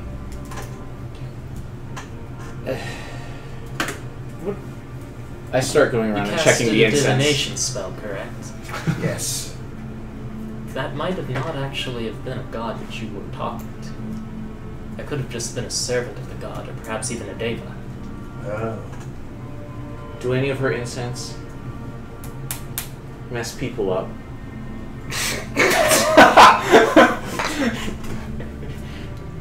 Roll me a nature check. Jesus, We're all just really high right now. Yeah. We're actually rolling 21. around on the ground. Yeah, it's mostly just like different roots and leaves of the nearby trees. Fascinating. What time is it in game? Well, I am so Oh, it's hungry nighttime. right He said he now. was doing it before he was going to bed. Before bed. Does Yeah. anybody have some food? We got traveler's rations. Oh, they're good. She might have used the wrong type of incense. This wood doesn't get along with magic either. Fuck off. Well, that's true of the arcane. That is true of the arcane misspelled source, something. but so far, magic born of the divine seems to work perfectly in these woods. It seems that myself and Sandal are the only ones that are having any problems casting their spells because we're built of arcane nature. It seems that divination doesn't have a problem here. Yeah, I know. Pretty big deal. June You Law spoke to a god, that's awesome. I know, right? You're June not Law even a holy person. says, you don't remember what the last part was.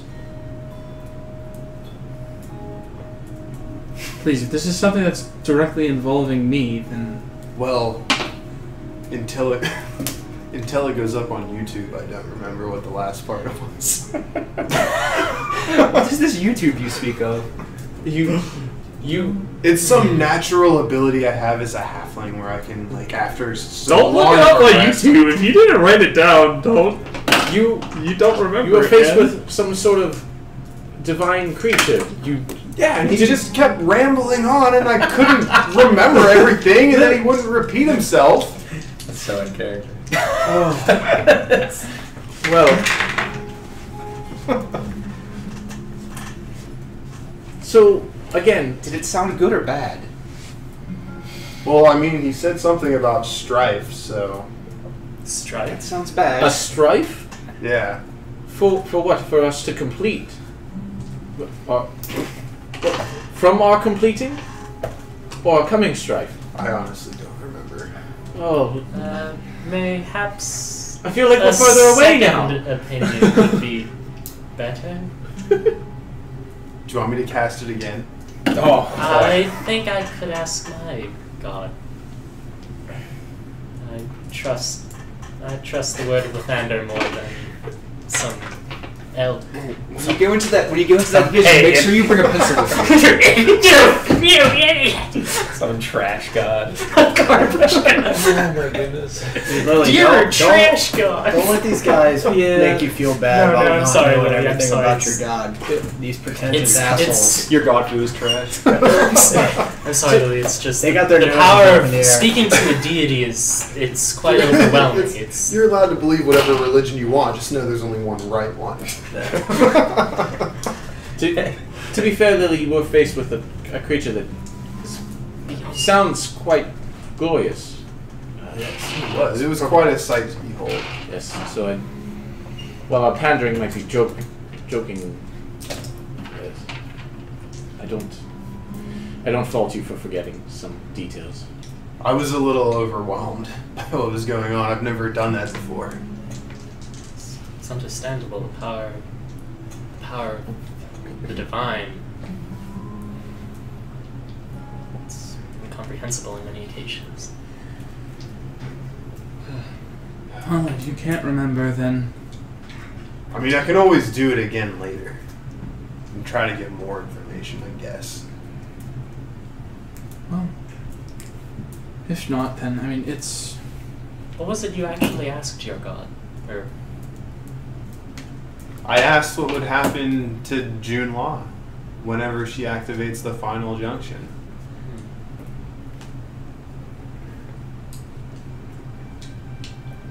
Well, I think we should get some rest and be off. I think we're only another day or two away from away from the coastline. You guys set in for your rest.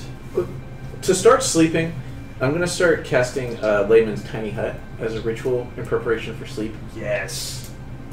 Okay, then I need you to roll me a d20. Oh, that's right. I need you to roll me a d20 12 times. Oh, 12 I think I times. would have stopped after the second or third. Nothing bad happened. Well, last time, Well, roll me a d20. last time it happened, 6. Last time I got real itchy. I had to. Were you there? Were you there for that? Okay, so first night you do it, goes by without a hitch. Okay. Second night. Third night.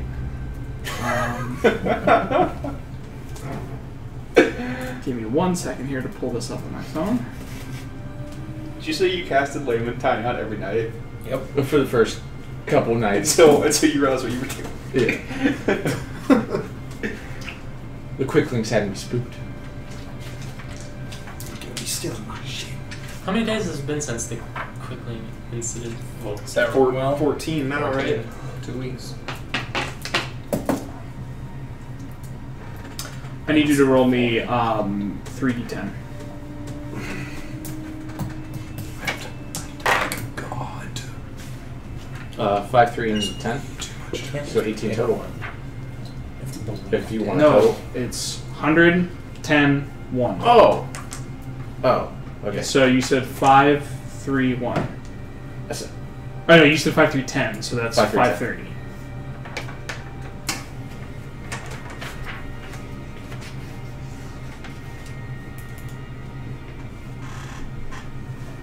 Can't leave the show without getting all the stuff to happen, right? That's right. It's such a waste of a cool table. Agreed. Until I just disappear and get banished into another fucking. Yeah, but that's okay. That's how stuff happens. Yeah. You tried to do it to me. That's a good point. That's a good point. You feel that surge of magic. You're not sure what happened, and the next day goes by uneventfully. Okay. Well, I'm not doing that anymore. Okay. You're a woman now. The first 3 nights, the first night that he does it, you see Sindal go into casting this ritual, and you see a familiar sphere for everyone except Korak, similar to what the Empress was inside of. This small dome that is enough space for all of you to fit inside of. That. There you go. Is there anything inside it, actually? Oh. Also, I don't think everybody can fit. No, it's pretty tiny. Layman's 10 tiny feet, I think. bang hand. I can fit.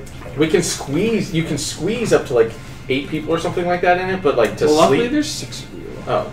Well, No, I feel like- Actually, that's not true. There's a One of giant us rope. is tiny.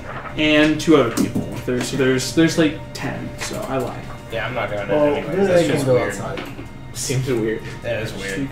It's a powerful magic field. 9 creatures, Yeah, I don't give a shit about and that. it's only 10-foot radius. You weak people and your gods and your 9 magic. creatures. 9 creatures, 10-foot radius. So, well, yeah, we can't sleep in it. I'm sleeping in it. I'll pray for you. This is just to Excellent. protect us. God, That was it's for the so first 3 powerful. days. I It was an don't know. idea. And Yes. then magic And then started. backfired. I forgot about the. I always forget about the force What happens again? stuff. Just random Random stuff. things when you use magic. Stuff. Magic is just revolved times. But a couple more days go by, or 1 more day goes by. About mid morning, probably maybe like 10 o'clock. As you guys are going through, you see that the trees start to thin out a little bit.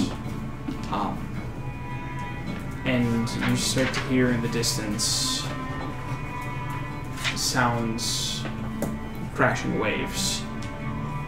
As you guys continue forward, you see Colleen starts to slow her pace. As you reach, you can start to see breaks in the tree line ahead of you. you see Kalen stops at the trees and says, if all of you want to go check the road, I believe it would be better if I stay out of sight in case there are traders or anyone else who might not take kindly to a creature.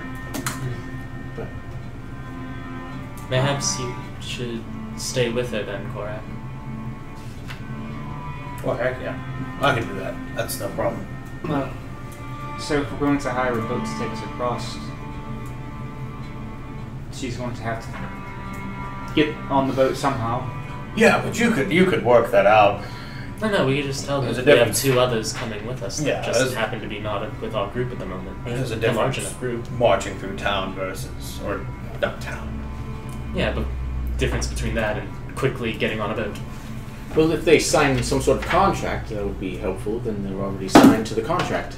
Once we gather our party onto the boat, then they're sort of locked in. But as a couple of you start to take a couple steps forward just to see past the edge of the tree line, you see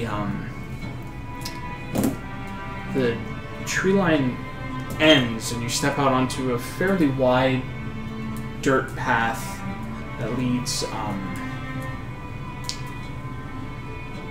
the far side of the path. You can see that there's some rocks, and then it's just a drop off. As you take a few steps forward and look out, you can see. Is there any towns? You just see out in front of you from where your current position is. You see the path continues along, where the tree line presses up against the edge of the roads, and you can just see out in front of you. There's a steep drop off, about maybe 100 to 150 feet of rock face leading out into what you can see in front of you is just a large, vast ocean. Do a good Pocahontas pose at the top of that cliff. First time seeing it I jump off the cliff. a lot of you. Say out of character before you say stuff like that. To stand out and look out at the vastness of the ocean of the Glamer Bay, we're going to go ahead and take a break on that. For anyone that's watching, hope you guys like it so far. We'll be back in just a few minutes. I can't wait to get into initiative. They're gonna come back.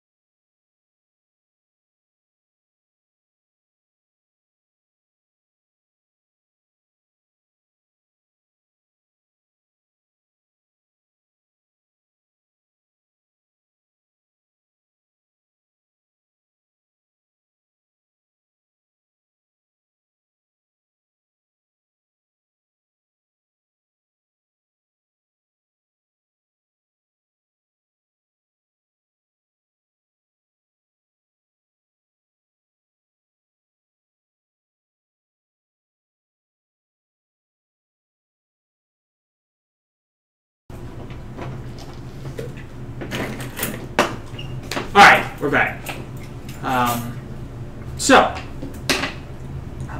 We left off with you guys standing out looking over the cliffs that overlook the Glamer Bay. Korak, go ahead and just roll me just a general intelligence check. Are there any big trees around here? 9. 9? Excuse me. Just kind of looking around at the surroundings from where you are. You know that there is a town on this edge, like that's on these cliff sides somewhere. Like in the like. Not in the cliffs. Like it's on the upper level as well as. And you know the town is called Highcliff. Oh, hey. And you know that there is there's a bit of an establishment actually just on the road, but for the most part there's the main trade road that just runs along the cliffs up here, and then there's a path that leads down to where the town mostly is. How far But from where we are? from your current location, you don't know if it's east or west along the road that you're on. Okay. Oh, so it's like not in visual sight from even on top of the cliff. We can't see anything. Oh, wow, that's still quite far away then. So Highcliff. It's either left or right from here. It's nearby. We could split up and seek it out, or we could stick together and potentially double our time on the road. Well, Supposing we have some means of communication between the two groups. do you remember anything specific about Highcliff? Have you been there? It has 2 tiers, and one of them is upper on the top of the cliff, up high, as it were. And there's a path that goes down to the lower main part of the city. Oh, is it possible that Highcliff was also attacked during the siege on Calasari? I would like to point out also, it's not a city. This is very much a... Okay. Well, More or less, yeah. Correct, might not remember. stepping out a little bit and looking left and right, does it look like the mountains go upwards towards either the left or the right? Is that it would be more of a resistance? or like more of a higher, like does Higher cliff, if you will. yeah, trying to get a gauge. It looks like it... Does it look like it raises? It looks like it does, because the path is kind of winding along this cliffside. Okay. It's not like it's not like it's just like a straight drop off that's just flat the whole way. It looks like it does climb somewhat from your current position, going to the left if you're looking at the ocean. Well, it might be to the left. I don't know this area very well. Could be to the right. We don't know. Well, I think it's a little more likely to the left, but that's just from my gauging, looking out. If we don't want to go back towards the city, perhaps left would take us away from where the city is, right? No, left will... Well, We don't know. Well, going left would mean you're going east, essentially. What? East. Zon, You're what- facing... I thought you said we. You're facing southward. Jesus, here we You're go. looking out onto the bay. So you would either, if you go, you can either go east or west along the coastline in search of the town. Zon, what do the phases of the moon tell you about where the city of Calasari is? It's daytime right now. Can I just? So we literally What don't do know the where phases we're of the at. sun tell me? Well, I Roll me a know. nature check. I'm No, you know where you are. You know that you're I know where still we are. you're still west of Calasari. I just don't know You where just don't know Highcliff where Highcliff is. is. I know where we are. Can I just change into a giant eagle and fly up and? That's find not it? the worst idea I've ever heard. That's- You can.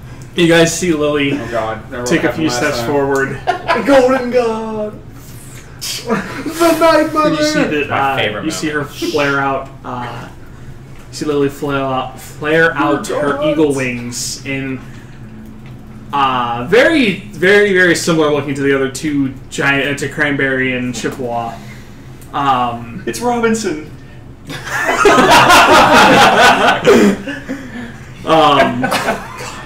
God damn it. Can't stop them sweet, sweet deals. You see Lily transform into Robinson. Scan it out. And then she takes off up into the air. Roll me perception check. This is with Come on, Lily. advantage. Come on. That's terrible. Garbage. I'd And say it's we roll the well, It's a new day. Can I use luck? How Yeah. does luck work if it's an advantage roll? Do I That's a re-roll good both of question. them? You reroll the highest one, right? You would. You get to roll one more dice. The way luck works is you roll your d20, then you say, I'm going to roll another d20, which then lets you just throw another one in, and you just get to pick whichever one is highest. That one. Fly up into the air, and Can I see my parrying dagger with that kind of? you look off into the vastness of the forest. As you fly up into the air, you can see very distantly across the way of the bay, you can see that there's a large that you can see actually from, if you fly up kind of high enough, you can see that you're on this peninsula. You can see High Point, maybe 10 miles east, or Highcliff, sorry, not High Mountain. You see Highcliff maybe 10 miles east of where you are. I'm gonna make a mental note of that for when I go back down and tell them. You can just because you've never actually transformed into a giant eagle, have you? I think I did in that fight last You week. did. Oh yeah, you did. That's Didn't right. he carry Steve at some point? No, I that- wasn't a giant eagle. No, either. those two were carrying the two of them, and then he dropped his concentration when the lightning hit him, and the two of them plummeted to their almost deaths. But we didn't die because we're gods. Please keep it up. You fly up into the air, and you can see the better part of the peninsula that you currently find yourself on. You look out into the bay, where you can see an array of large ships that are kind of in a chain almost at the mouth of this bay that feeds into a river that goes further north. And then the tree line kind of cuts off your vision from there. But you can see Highcliff from your quick rendezvous into the air. It's 10. You said 10 miles more to the east. Yeah. Okay. I'll just make a mental note of that, and then I guess I'll fly down, untransform, and I'll tell the group. I'll point us in the right direction. So to the left. It's this way. And you all head off on the path. Go east. East side. Is Colin with us on the path? She what is I'm looking for. staying off more into the trees, but she is keeping up. Colin, come here for a moment. I take off my hood of disguise self and hand it to her. While we're around people, if you attune to this, you can change your form to look like something that would fit in better. You see her put it on. It looks very awkward with her antlers. It doesn't quite fit on right.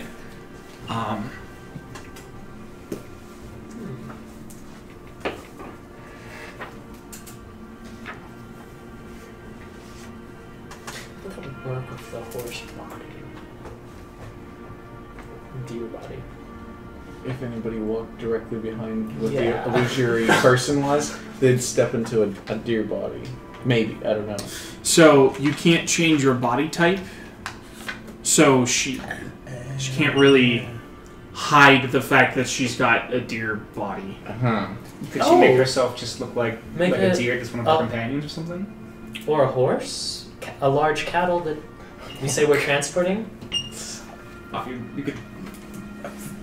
feel like a horse would be better. Hey, it's, I guess it would have to be like part man. it's a larger creature. No, no, It's I- traveling with us. Yeah. It's a little halfling riding on top of a horse, on top of like a deer. Can't you do that? She Does she isn't attuned to it yet. Does she Well. want to? Oh, If you want to try, if it doesn't work, then I'll just take it back and whatever. Alright, I can try this and see if it works. And, over the course of a short rest, as you guys are just walking and heading that way, you guys take a moment and break for lunch. And she manages to fit the sock-like hat, and you see a shimmer come across her form. You see a odd-looking horse that has 2 arms sticking out of the front. She says, I don't think that I can... Alright. I don't think I can hide can the cut fact them off. what? Just kidding. Alright. Well, it was worth a shot, I think. I had to take my hat back. It's just a normal looking horse. And reattune to myself. I look ridiculous for a half hour. I picture the horse mask is what the head looks like. After our That is kind of what it feels like. Oh yeah, no, you guys are all, everything's recharged, back to full health. Didn't remember to write it down. It's been a long time since we Nobody had look at any me while I'm action. attuned into this hat. for an hour. I sit and Why, you just stare have at her Zarn make it- Nobody look the at me. entire time. I like try to cover it with my other hat. I mean, if it's basically just like a little sock type thing. I forgot about something that I wanted to do, because I had said Sindal. Don't tell us that. Just do it now. Well, it doesn't really work right now. So We're Um, out of the ship. Do it anyways. we're on retcon here for a minute. Great. Sindal. You, Burst of magic energy. one night, whenever you guys are laying down for rest, before this morning,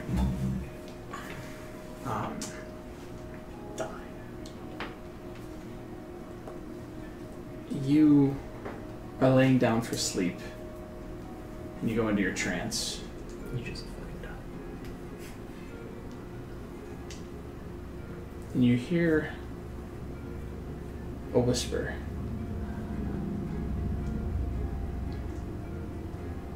You carry with you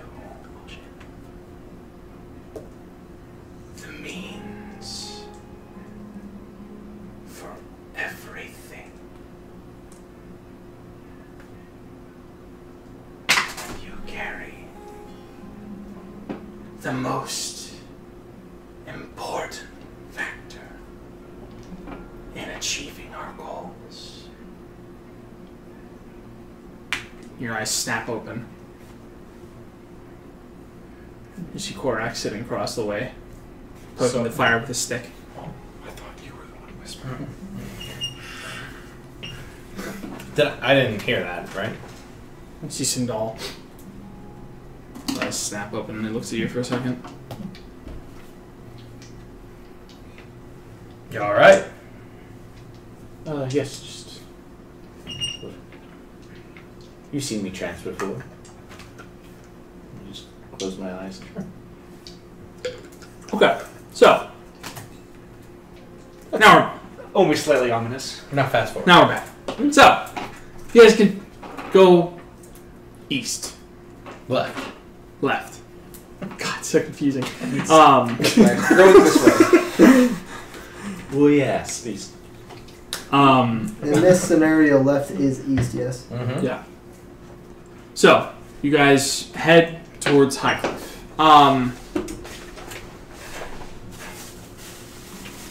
Highcliff. Highcliff. As you guys are getting closer, Colin does stop you guys at one point and says, I don't know how the town of people are going to take to me walking through. So I'm going to just wait up here in the forest, and once you all have figured out some way to book passage, then we'll figure it out from there. I think that's the best plan. Sounds like a good idea. We can always turn you invisible too.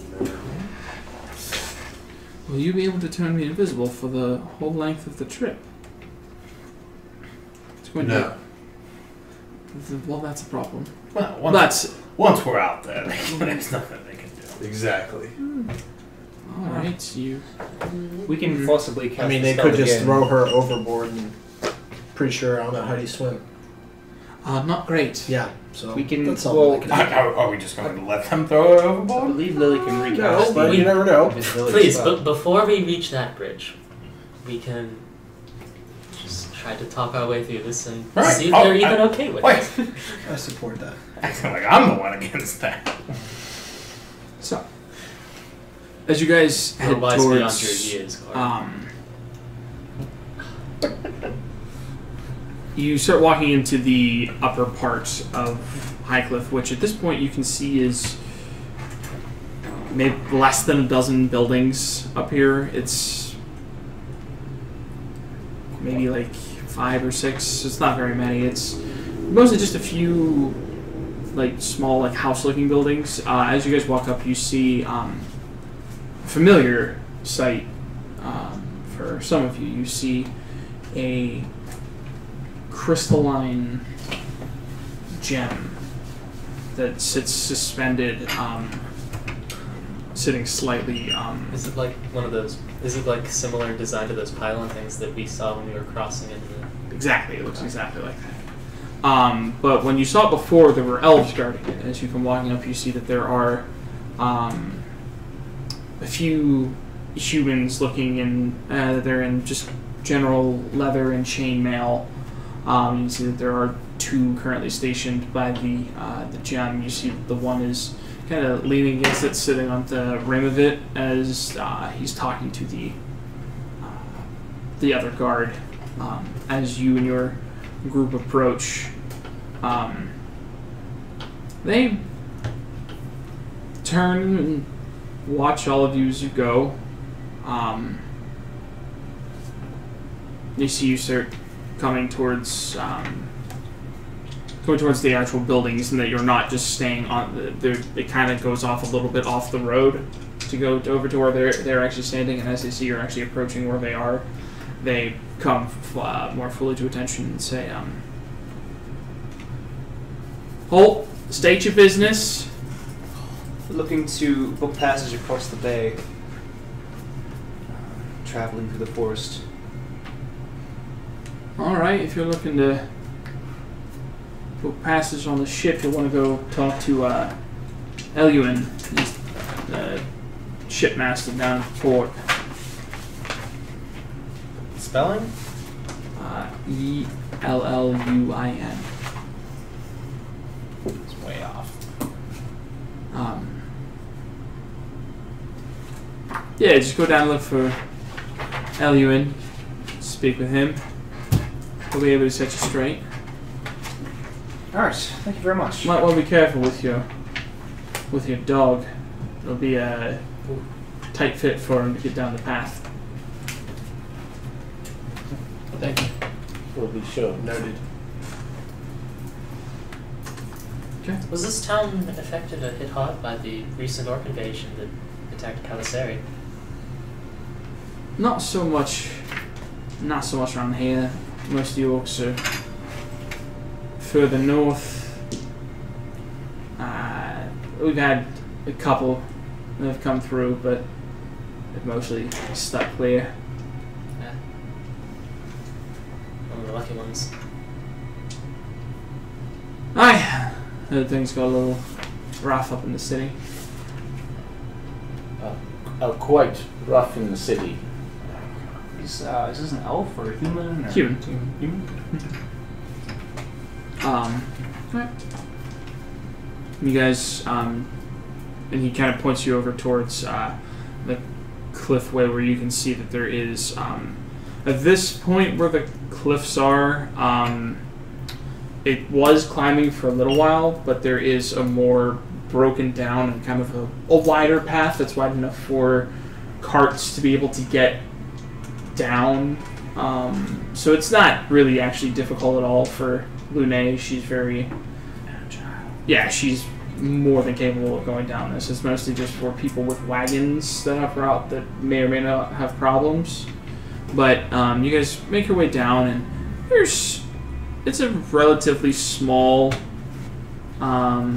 small town. You can see that there is, as you're making your way down the path, you see that there's a set of docks along the way. You can see that there are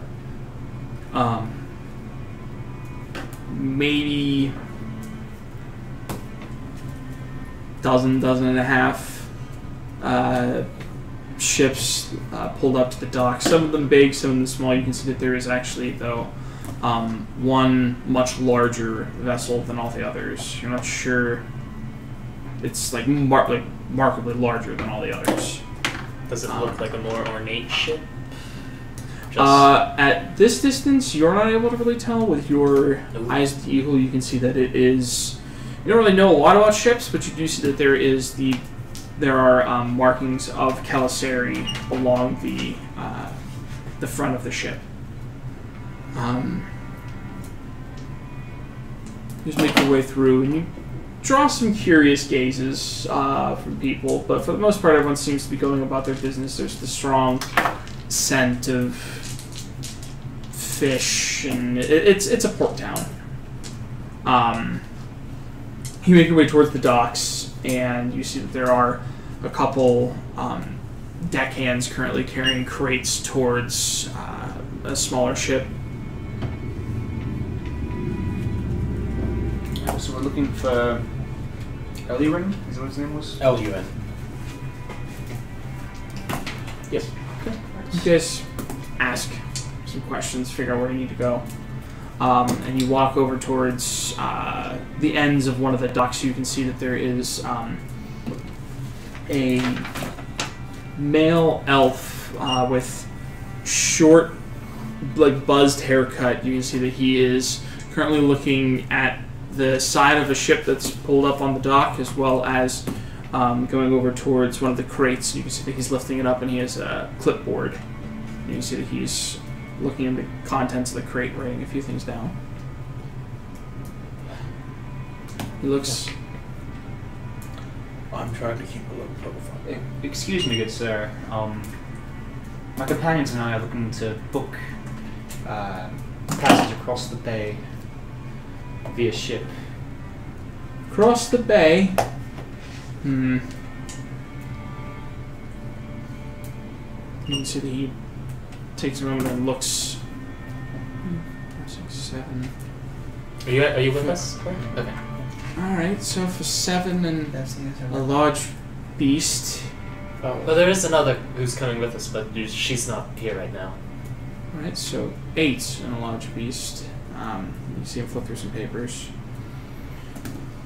You're going to want to go speak with Alcom, and he kind of points down the way towards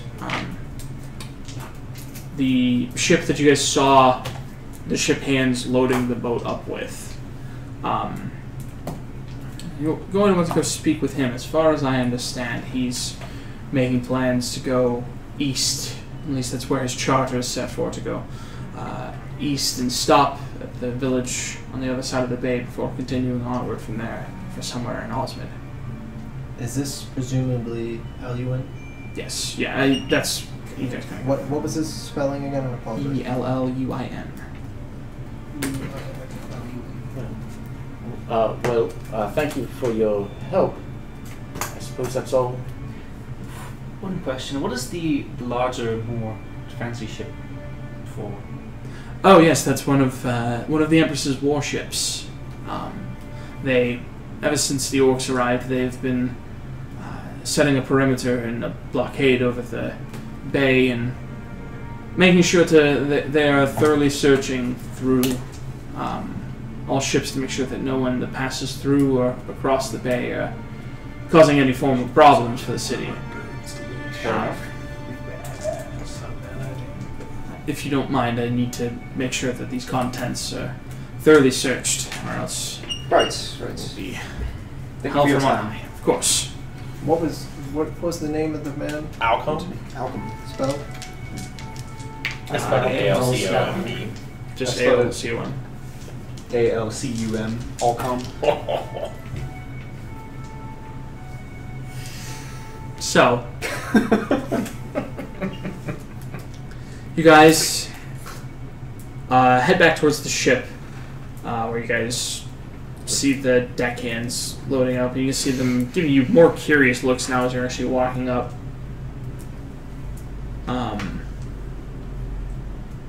And there's a human woman, maybe.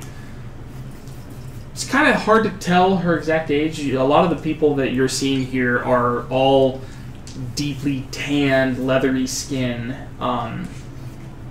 You see a woman with auburn, sun-bleached hair coming towards you, and she says, "Hi, what can I do all of you for?" We're looking to speak with Alchem. Is that you? Malcolm?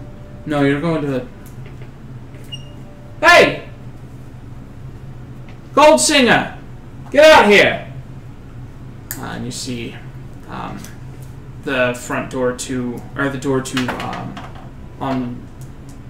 A door on the ship, God, opens up and you see a man step out.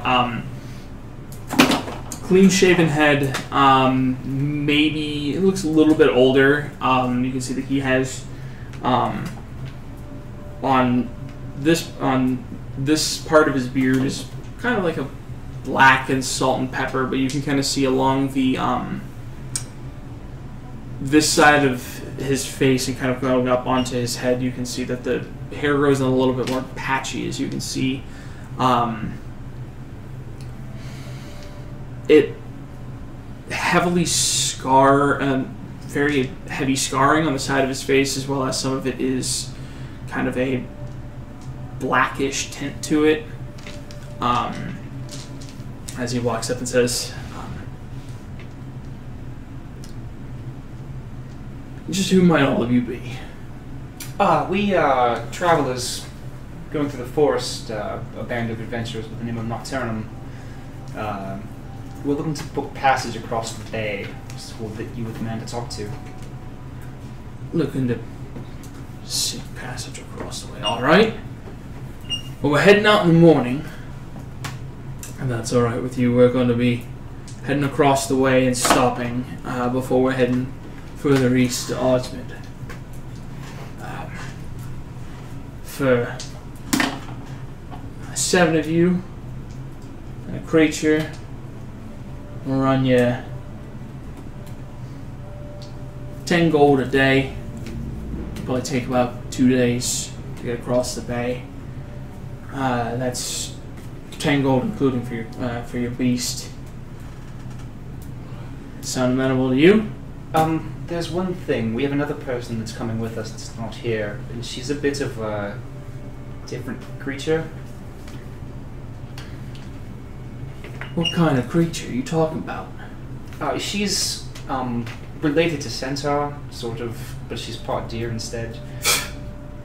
Not bring one of those on my ship. But she's very calm. She's not going to hurt anybody. Aye, she's not going to hurt anybody. But you think those... And he points out to the base. You think those warships are going to let me pass through carrying a centaur on my ship? Is there any way that I can speak with the warships? Why wouldn't She's not a they? centaur. The city's not letting anyone pass through across this bay, across these waters, without... If anyone's carrying any type of weird thing, we're getting docked and all of our shit's getting taken. Is there any way I can talk to the warship? Do they have people on shore? Talk to them. There's one docked on the way, but I'm not letting that thing on my ship. We'll pay you extra. And I'll talk to the warship and see if they'll let it happen. I'm quite sure. well known in Kalasari. We're the ones that killed Shagra. We've been declared Eratoa. I think they might listen to us. Roll persuasion check. We're pretty big deal. I mean, we That's did save the a- queen's life. 20 unnatural. Just don't let Zarn talk to him. Let's see, it gives you a bit of a weird look. It says, how much extra? How much did he say with the original price? 10 was? gold each. 10 gold each. Each day? Or Each 10 day gold per a day. So it'll cost you, it'll cost each person 20 gold. about 20 gold. Roughly. 20 gold. Pay 50 gold a day for her. So 50 gold a day. Make it 100. 100 gold. Fair enough. Do that. We've got to get across. how thoroughly do they search the boats? when I'm they're sure there? you have some hidden compartments. Some. We could just make her invisible when it comes time to search the boat. Don't I look like an honest businessman to you? he laughs. He laughs even as he says it. I go. Honest and businessman don't go so well together. You're not wrong there. I walk up to Lily in the back as you say, turning her invisible. Well, if they have any wherewithal about them, they will be looking for magic. Oh, that is true. In particular, on the ships, with the Armente. Wow. Whoa! Oh, Temple of Ara. With the Temple of Ara possibly still inactive, we have been away for a while. Could be an issue. Like I said, we could speak to them ahead of time. Tell them that we're going to have a creature on the ship. I agree wholeheartedly. And I think at least the soldiers of the city should know who we are. Should have heard of us. Maybe Better. that might be a double-edged sword on that one, though. With Oh, well, I don't think so. All right. Is there? Okay. One thing I do want to specify is that if I'm letting this thing on my ship, you're paying at least for that. You're paying at least for that thing up front. I could do that. 200 gold for the whole voyage then for her. For her, yeah. Nice. And how much for us? 20 gold each. we'll pay once we get there. When we A day or 20 gold? It'll Total take for us. about 2 days to get to this place. Okay, so 10 gold a day. Yeah. Okay. Is there? tomorrow God. tomorrow morning, I'll give you the 200 gold when we board the ship. That's fine. What is the best way to do this? To bring her in by night? Well, you're not gonna walk her down here in the middle of the day. Well, I mean, how are you folk with magic? I mean, We can turn her invisible. this one likes it. Listen, I'm just a businessman. I don't pay for wizards to go on my ship. Druid. Don't What? insult him. She's Sorry. No, But a child. She's but a child. he asked me a question. Never mind. Fucking kids. Thank you. We will be here back in the morning with all of preparations. I believe we are done here then. I'd like to make arrangements for bringing. yeah, we could sneak her on tonight if that's okay. I'll give you the money when we sneak her on. All right. Well, I guess we don't want to sneak her on and then leave her there, so maybe we do it in the morning. As late as possible, yeah. All right. So, you see, Malcolm goes back to his business, goes back inside the ship. You see that he kind of starts yelling at some of the ship hands, yelling at them to be careful. So, is there anything in particular you guys want to do over the rest of this day before attempting to get her onto the ship? Can I start asking around town to see if there's any cool weapons for Lily? Sure. Go ahead and roll me an investigation Any check. unique looking weapons? Investigation? Yeah. 22. 22. So, asking around for the most part, there's not really a whole lot of anything. You do find at one point that it's a weapon that you're not particularly familiar with. But asking around, you do find someone that's selling a trident. You've never seen that before. Is that something that Lily could wield? I don't know. Do you think she could use this? Count as? It is specific. It is a Spear. martial weapon. No, it's a trident. Oh, okay. Looks like a I don't know. big old twig. It looks like it's bigger than her. I don't know about this one. Is it magical? I don't know how- so. Looking at the shop around, Nothing's magical. Yeah, this one might not be right for her. It might be bigger than her. Is there by chance a jeweler in the town? I would like to, yeah, like a what? A jeweler? No. as a port city, is their only real big export fit? Like, what is their main business here? Roll me an investigation check. Gonna ask around. Jesus Christ. Rolling so well today. It's a 3. 3. Everyone runs away from you when you go to talk to them. Yeah, no, I mean, like, it is actually just that. You go to talk to some of the people, and it seems that some word of some of the negative feelings in Kelisari have managed to work their way this way.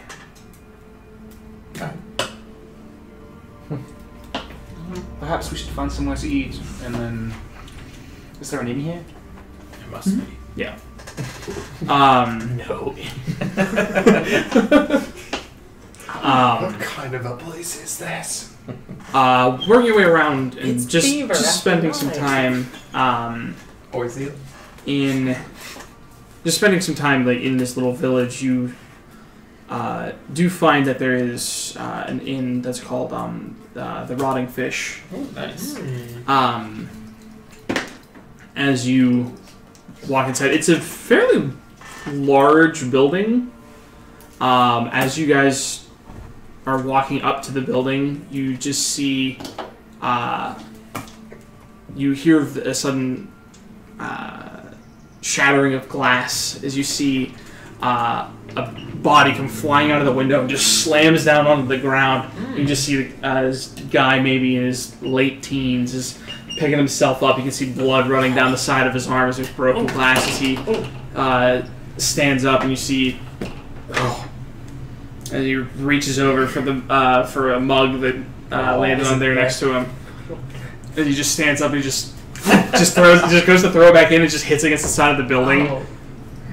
Just goes and walks back into the front door. Oh, this is my kind of place.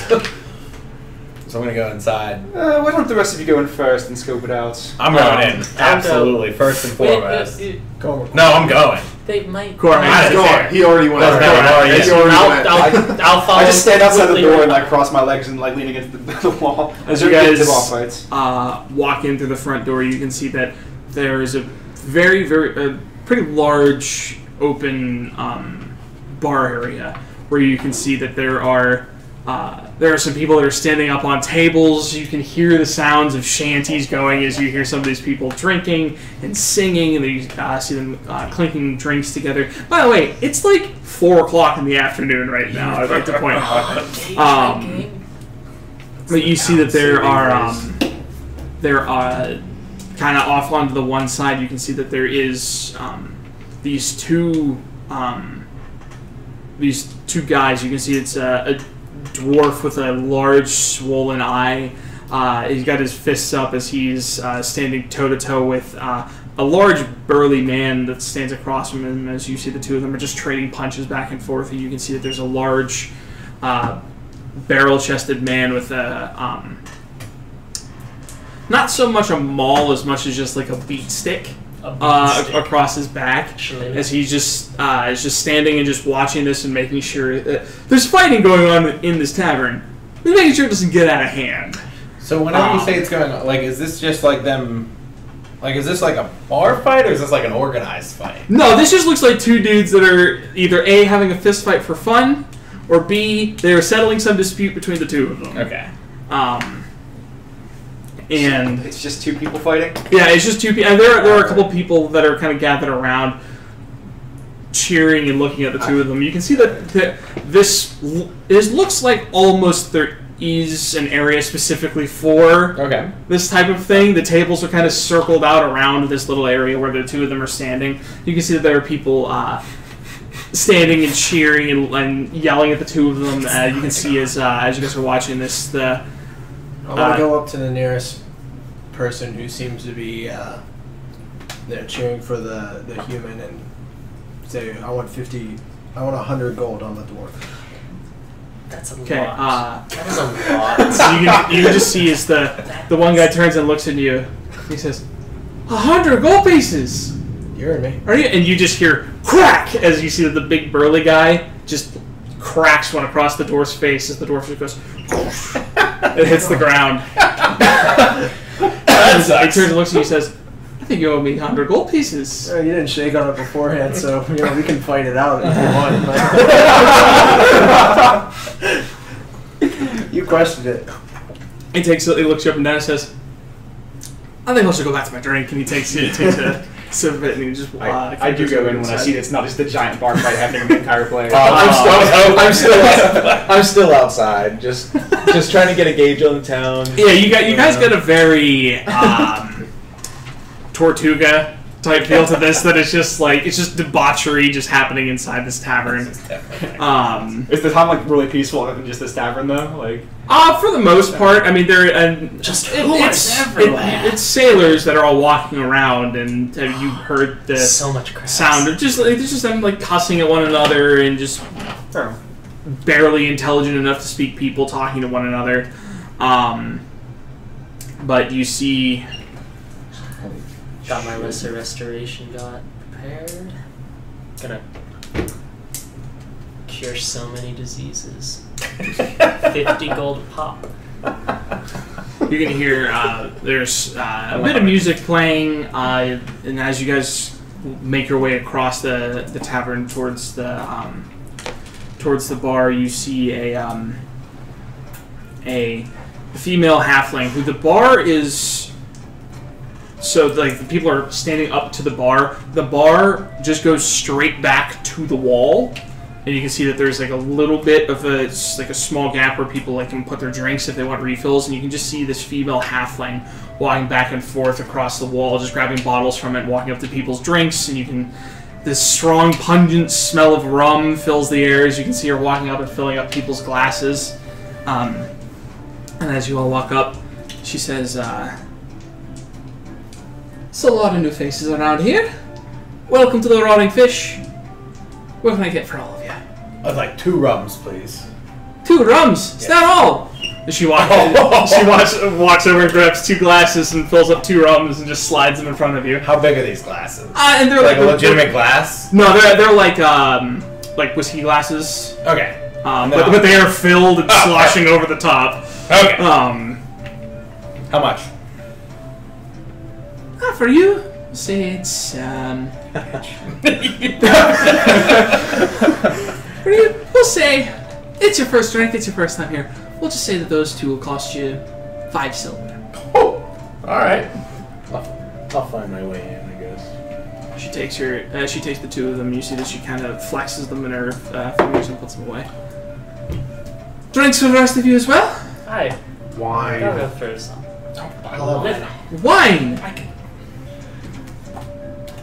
Alright, I guess I can go and pull out the bottle. And you can see that some of the people are turning and looking at you. The one guy looks at you and says, they don't serve anything but rum here, girlie. And you see that he just kind of smacks you on the back and says, she wants a rum on me. And that sounds a little bit better. The halfling fills up a tall rum and places it in front of you. I don't think I've ever had rum before. Can I just have an empty glass? And as you say that, you see several people turn and look at you. Just give you a very strange look. There was a reason I didn't want to come in here. Alright, I toss her 5 silver. You guys gave me all this shit for ordering wine, and he gets an empty glass, and no one says anything. Everyone turned and looked at him, and they all turn and move a little bit further on the bar away from him, looking at him very strangely. I'm gonna grab Lily's rum and I'm gonna down it. Actually, we've been traveling before. And then I'm gonna pull out my alchemy jug and say wine and pour her some wine. I was gonna try that! Don't worry. I was like, can I have some too? Like, I'll hand Zarn. I don't remember. Is wine one of the things? Yeah, it is. Okay, I just wanted to make sure. It's only a gallon of it, but only a gallon. Well, yeah, right. But, so I'm actually gonna be like, here's, hold on to this for me. You pull out this jug and you say wine. And you see it just go. Yeah. As you can see, all the people at the bar that are next to you turn and look at you and just give you this dumbfounded look. I'm not here for the wine, though. You can make that thing fill up with booze? Not. Yes. Only wine. That's And beer. Wine, beer. Almost amazing. So I'm gonna take my rums over to the guy with the beat stick, and I'm gonna shove one into his hand. I'm gonna be like, "What's it take to get in on this?" He's 2 rums and he took mine. What the Yours is good when I drank it. He It takes was a free round anyway. He looks at you, and he gives you a shrug and says, "Just go and break one over somebody's head. That'll probably start it." All right. So I'm looking around. Who looks tough? Make a perception check. Oh, God. I'm gonna get a rum. Meanwhile, while You guys get your drinks. She brings them to you. She has to come over and. What'd you roll? Natural 1. There's no way that's far. You don't see any people. She has to uncork a new bottle of wine for you. She Who's goes that guy? kind of gives you a weird look, but Actually, we've been traveling the forest for weeks now. I'm famished. Do you have anything solid to eat? I can have some fish and chips brought out for you. Oh, that would be a godsend. All right. And she, you can see that she walks over and there's And another rum too. That sounds more like it. And you can see that she walks over. There's like a small window in the wall behind her, and she scooches a bottle out of the way. Fish and chips. All right. And you hear coming from the window, and you see that she pours and fills you up another rum and puts it down in front of you.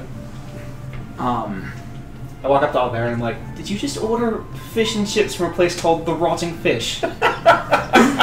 I know lesser restoration. It won't be any problem. Sorry, we've been eating nothing but traveler's rations for weeks. I don't But care. it's called The Rotting Fish. I'm willing to put my life on this. Suit yourself. The light of left-hander will me. So you guys are. I mean, I've got more to do if no one else is doing anything. You guys are giving your drinks. I'm just enjoying whatever's going on. There's a lot of people watching to do. You can see that there are some that you see walking through in very loose-fitting clothing. Women walking through the bars, talking up some of the men. You can see very clearly what their purpose here is, as you can see some of them go off into some of the other rooms in the tavern. They're playing this new game called Dungeons and Dragons. Just shooting craps. Does it look like there are any people of the arcane in this establishment? Make a perception check. Seems like that kind of place. There's just one edgy-looking guy in the corner.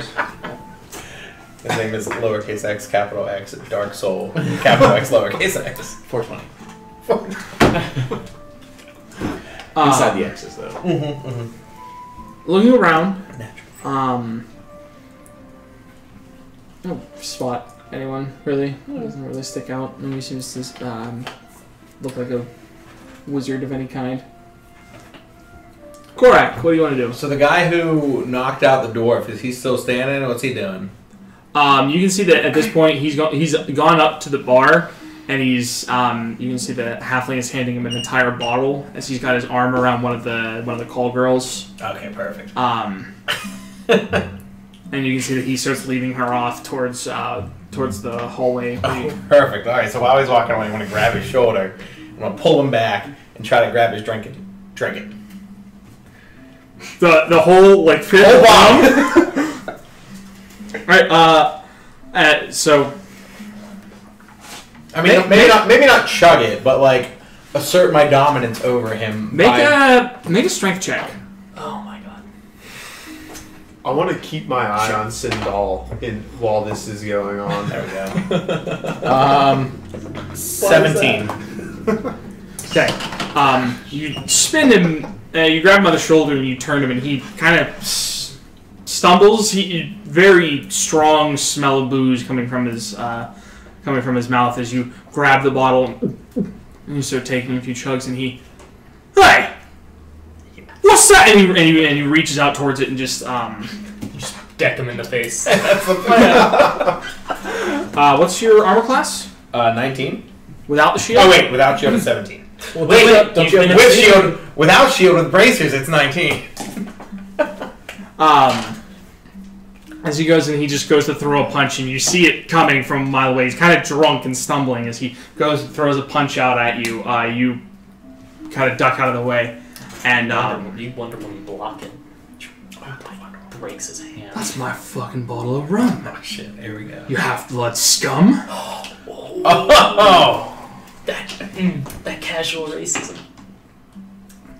My move. It's time to So Cut your fucking tongue out for that. Oh, I'd like to see you try him and have a seat. You're a little drunk.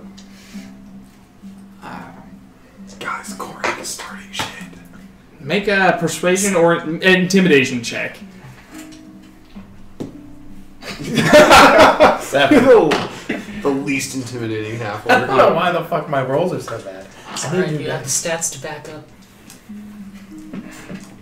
There we go. It's gonna be a natural 20. Nope, 9. As you say, take a seat comment, you can see that he just kind of pushes the girl out of the way. She's like kind of like pulling out, like, come on, just leave it be. Shoves her back, and she kind of stumbles over a chair as you see the quick flash as you see that he does a knife, and he pulls a knife out from his from behind him, and just misses. So you see it, and as the blade comes rushing towards you, you grab him by the wrist. And you just kind of got him grappled there as he just a dumbfounded look kind of comes across his face for a second.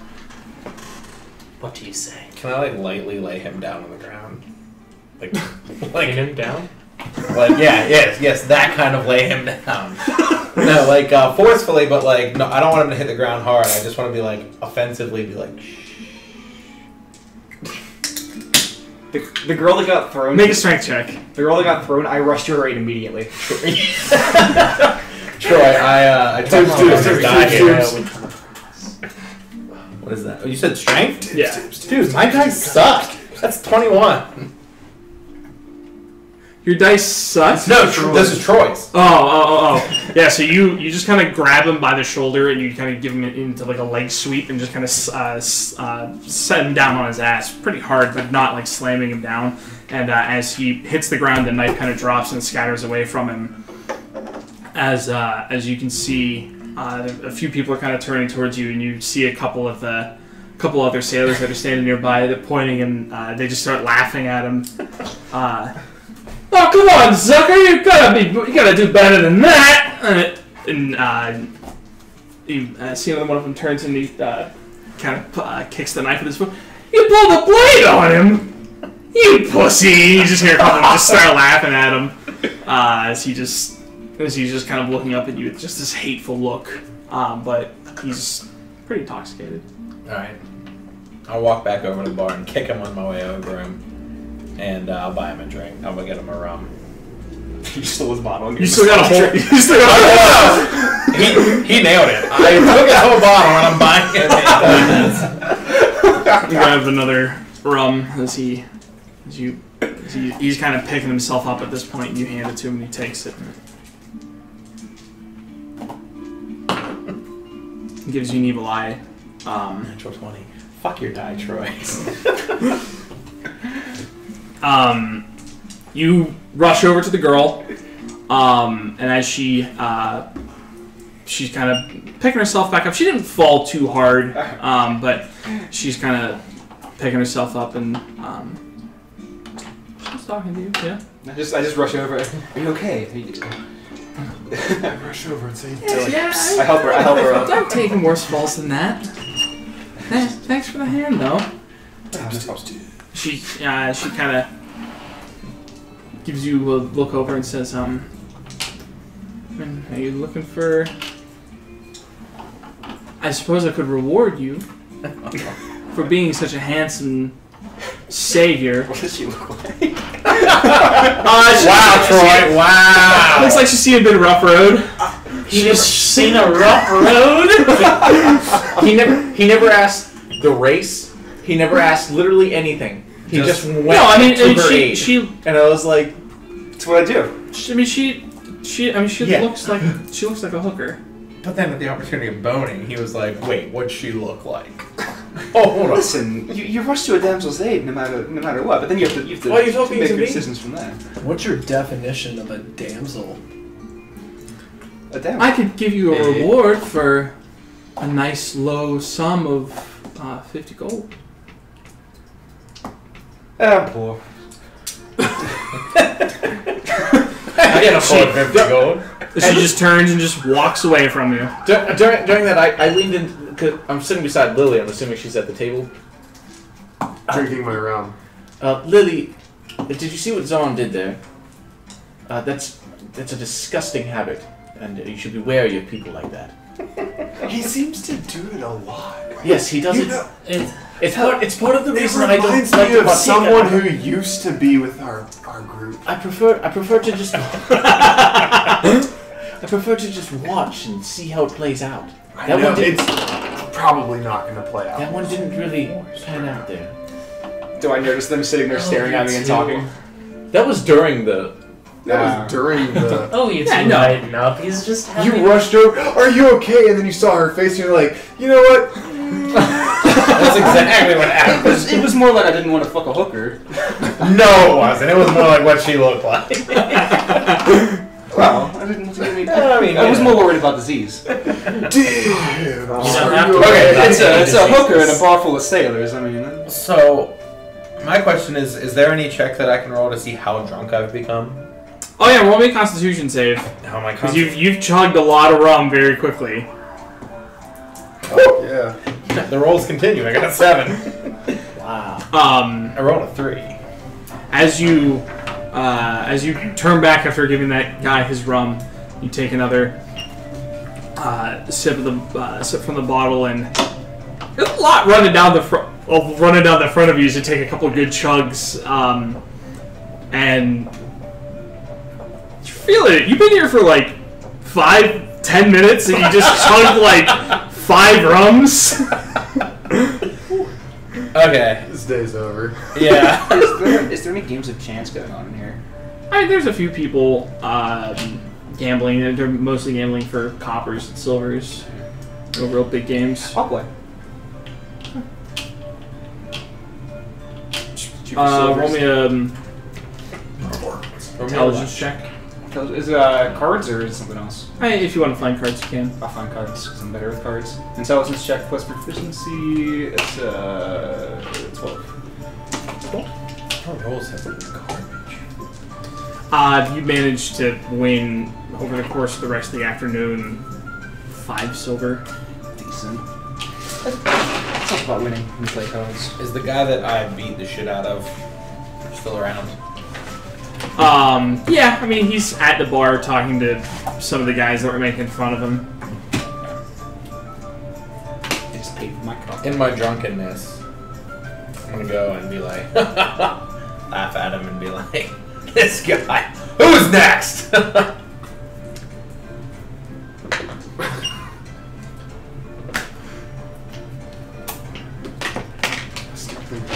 Lily, Dude, I would have been okay with that. Lily, how's that rum? No. It's alright, it's different. I've never had it before. How do you rum? feel? Did you buy another rum? Yeah, heck yeah, you took mine! Well, but I gave you a gallon of wine. Give me a gallon of wine. I think I need to. Oh, That's true. I'll go and check to see if I'm feeling it. I mean, she could have come and got wine. If you do want wine.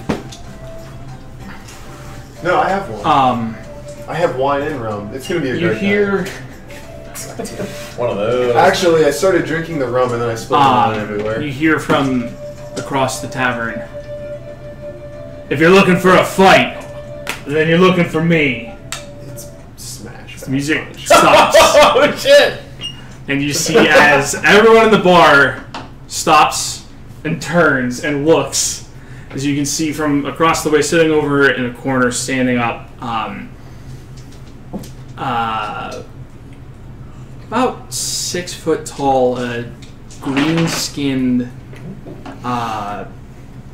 bald man that you can see with looks human for the looks human in nature, but this deep emerald skin that you can see tattoos cover every inch of his arms, and he has just kind of very loose-fitting clothing. You can see scars. You can see a large scar across the chest as he starts walking towards you. And he gets close enough, and you can just see that, like, everyone's, as you start walking, people are scooting, like, very quickly, getting up out of their chairs and moving out of the way. As he walks up to you and just stands looking down at you a little bit. A little bit I whisper to the barman. Do I recognize this person? No. No, this guy doesn't look familiar anyway. Hey, Fenrir, what have you been doing? Like, are you I'm just are kind you of around? watching and kind of off on my own, kind of cruising this bar off on my own. Okay. I mean, I'm around. Okay. Looking for chicks. Lily. 5 gold on Korak.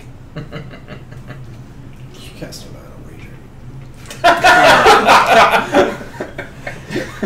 So I'm gonna.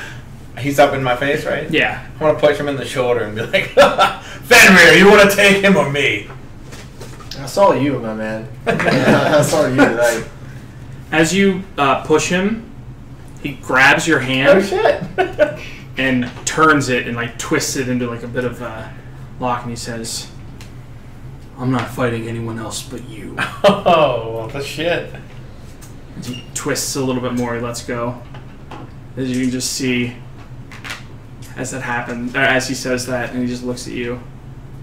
You just hear immediately everyone just starts going, "Ah!" And everyone starts yelling and cheering, and they all start talking to one another again, and you start hearing people yelling about wages. I got 5 silver on the half war, and you hear some of them say, he says, "I'm not betting against Vok. Are you fucking kidding me?" Fuck. As he kind of walks over towards the side of the tavern, and they start to pull the tables out even further away from where this thing was. As you can see, you see this guy he's just standing there with his arms crossed now as he walks over and just keeping his eyes just kind of trained on you, just kind of looking you over, trying to get a read on you.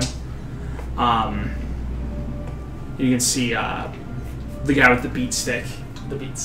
He kind of walks over and gives you a pat down. Oh shit! Takes the I'll take takes the bottle from you. I will willingly give them all my. Well, not give them, but like relinquish to my comrades. Yeah. But I just mean like he takes the bottle from you, and you can just see as he goes to walk over towards the greenskin man, he just kind of holds his arms out. He looks him over and says, "Vok, I know you're good for it." Just gives you a look and says, "Well, let's see what you're made of." It's been a while, my friend. So I sort of like tap on the bartender's shoulder, like, who is this Vok guy? Vok? Who is this fuck? The Seabreaker? Seabreaker. That's an awesome nickname. He's kind of known around these parts as one of the best bare-knuckle brawlers on the sea. Oh. I need you to go ahead and roll initiative. Yeah. He's a green-skinned man. I love it. Green skin with tattoos. Do I know what race he is? There it is. Look, I get initiative. I'm thinking Ganas. Or I get advantage, so obviously. Ganasai? I never really figured out how is it actually pronounced. 22. Ganassi is Ganassi? Ganasai? Or is it Janasai? Is it soft G or hard G? Ganassi is Ganassi. the way I pronounce it. Okay, 22? Yeah. Just Okay. let's just move the So syllable. as he He's a Gansy. this is just as he's standing across the way from you, You did. just kind of drops into like a fighting stance. He just kind of drops and puts his arms up in front of him as he just looks at you and just gives you a smile. Come on, let him give you the first punch. Oh, shit. I'm gonna go ahead and use my action to dodge.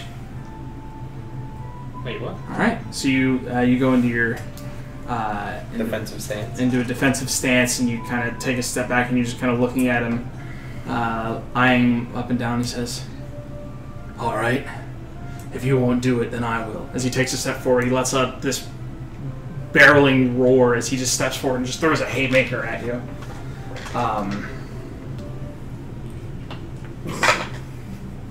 Vanish. That's a Old person. Don't sorry, you math. mean 22 versus armor class. With disadvantage? A whole person on hit. Oh wait, sorry. Because he is attacking you recklessly. Oh, it's shit. just- it's so I just can't normal. stop. Okay. Okay, so that's higher. Okay. Yeah. Shit.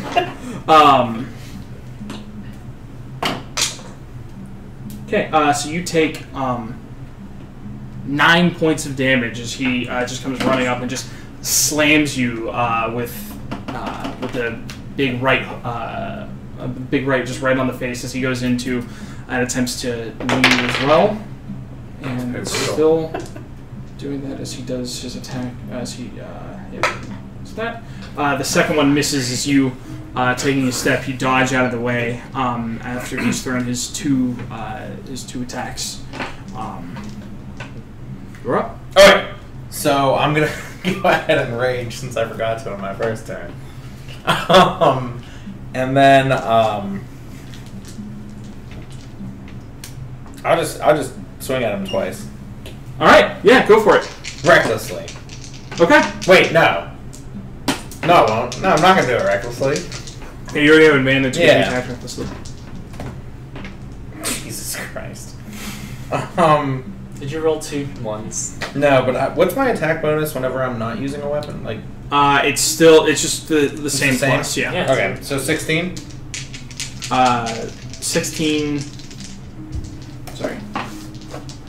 16 does hit. Oh, cool. And bare So bare it's hand is a D4 halved okay. Wait, plus anything? plus your strength. Plus your strength. Okay. So 3 would be down to 1 plus my No, strength. 3 would be 2 2 because plus it's my divided. strength. Yeah. Okay. So 5. Okay. And oh Jesus, that's so bad. It's a 12. 12. He ducks out of the way. As you are now in a rage, as he goes in. So you go in for your first one. You slam him in the gut, and you go for a headshot. And he ducks out of the way as he goes and attempts to. So he goes and ducks out of the way and goes for a punch in the kidneys. That's a natural 20. Jesus. Fuck your kidneys. 10 seconds stun. Ooh, boy. So that's Ooh, 10 seconds stun? That's Yo. like 3 rounds. 13 It's like 2 halved. rounds. So that's only 6. So you're accounting for the rage damage mitigation? Hmm? You accounted for Oh. my raging? Or Yes. did you not? You did. I also forgot about rage damage. So that's actually... Oh, I did too. Plus 2, I think it was, each time. No, So- only hit once. So it would be 7 points damage Yeah. to you. Oh, okay. Then. 7 to me total this time? Yeah, for the natural 20. As he punches you in the kidneys and manages, it kind of stuns you, and as he does that, he goes in for a grapple. I need you to make an athletics check. Yeah. You know what?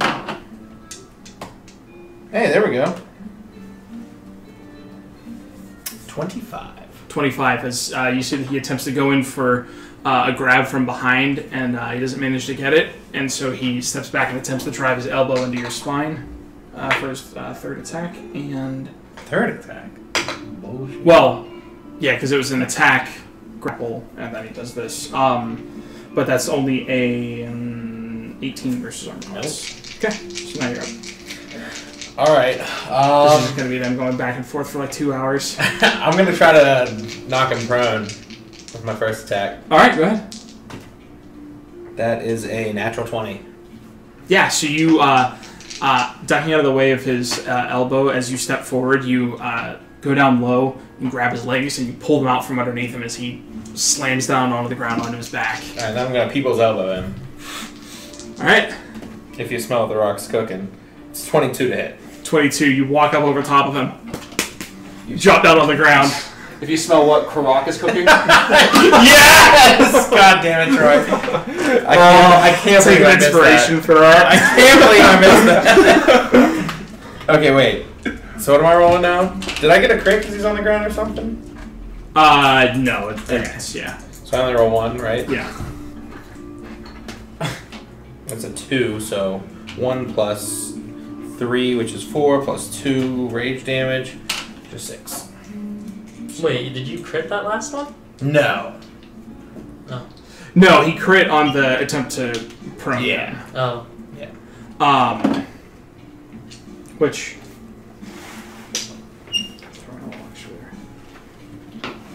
How much HP do you have? A lot. Okay. 74 left. We're going to speed things up a little bit. We're going Okay. to stop having damage. Okay. Because otherwise this is going to take fucking forever, Okay. because you're both raging. You can even double damage for all I care, like just to get it going. Yeah. Okay. So now he's down on the ground after you gave him an elbow drop, and as you go to start picking yourself up, he you see that he just kind of rolls backwards onto his shoulders and then flips the rest of the way as he's down on the ground. As he goes in and he goes for a low blow punch on you. Ooh, giving him the business. That's 24. Yep. So take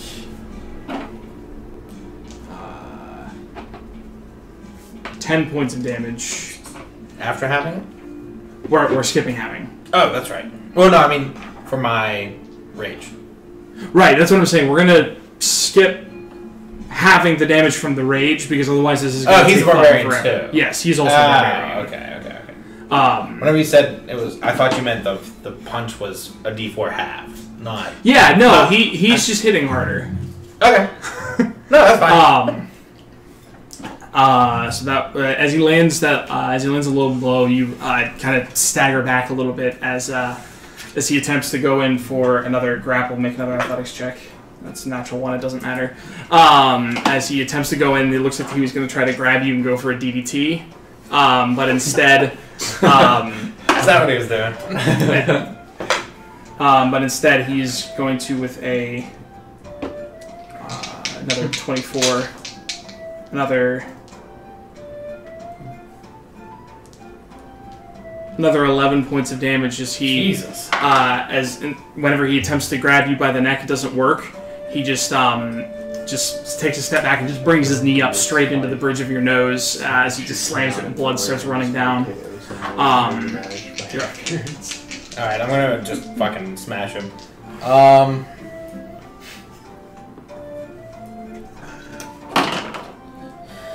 I'll hit him twice.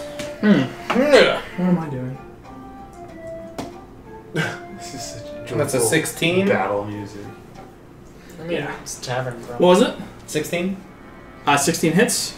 And second one is an 18. That's also hit. Damage.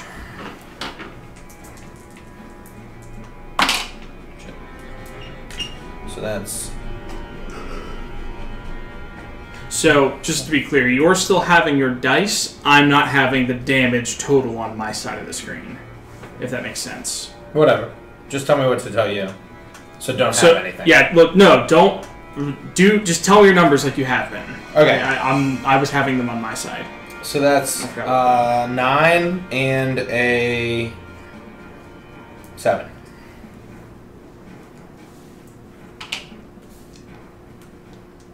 Okay.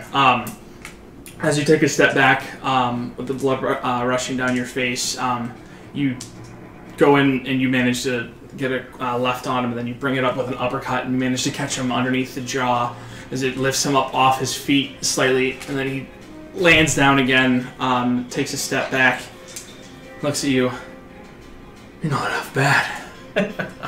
Maybe it's time to step it up a notch. Shit. As he goes into a frenzied rage. Oh, motherfucker. And he goes in for 3 attacks against you. That's 2 natural 19s and a natural 1. Yeah, those will both hit. That's 10 and 8. So should I be having because No. of rage? Okay.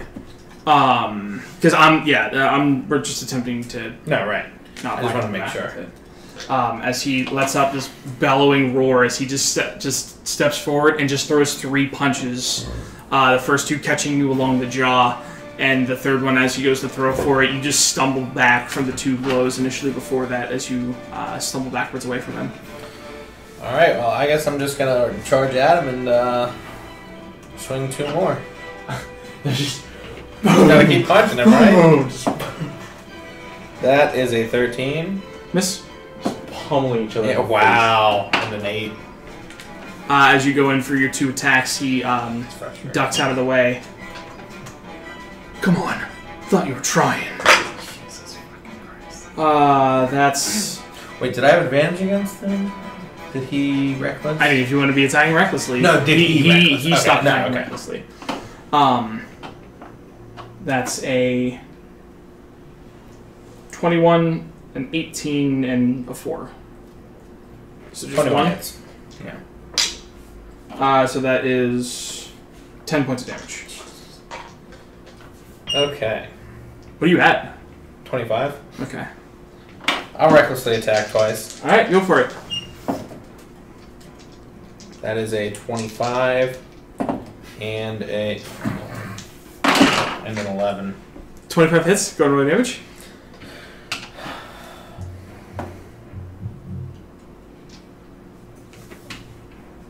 Nine. Motherfucker!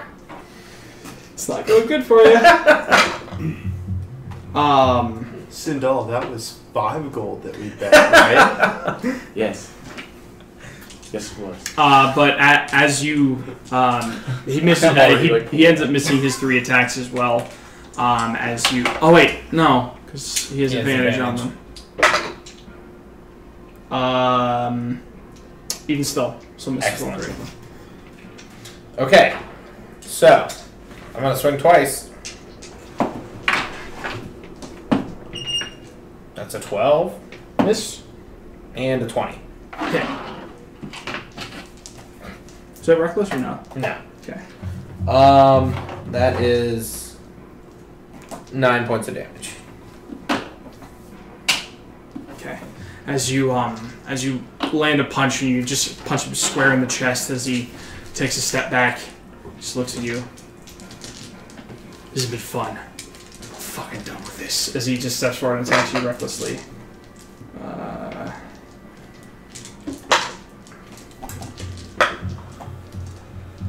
So that's 2 hits because at the the second middle or the middle one was a 19. Alright. So that is 18 points of damage on those two hits as he slams them both into you. Okay.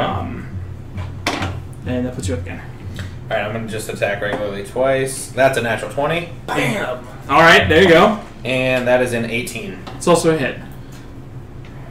This is for the natural 20, which sucks, because that's a 1. Well, you get to roll twice. Yeah, but...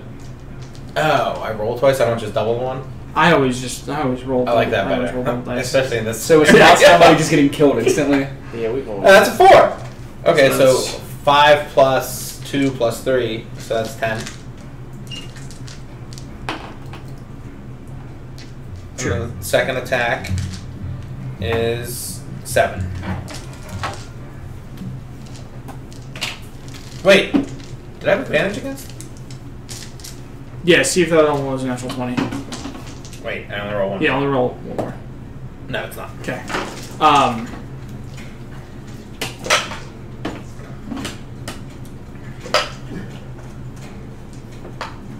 Okay. I gotta do a lot of dodging right now. I think. I don't know how many hit points he has. How's he looking? I was gonna ask that. He's pretty alright. He looks mildly winded. You can see sweat kind of running down. You can see some blood running out of the front of his, off like the side of his lip. As he steps forward with a 19 and a 22. That's done. And he looks at you and he says, as he's coming forward, "Not bad. Could use some work." As he punches you in the gut for... God damn it, I'm so bad at this math.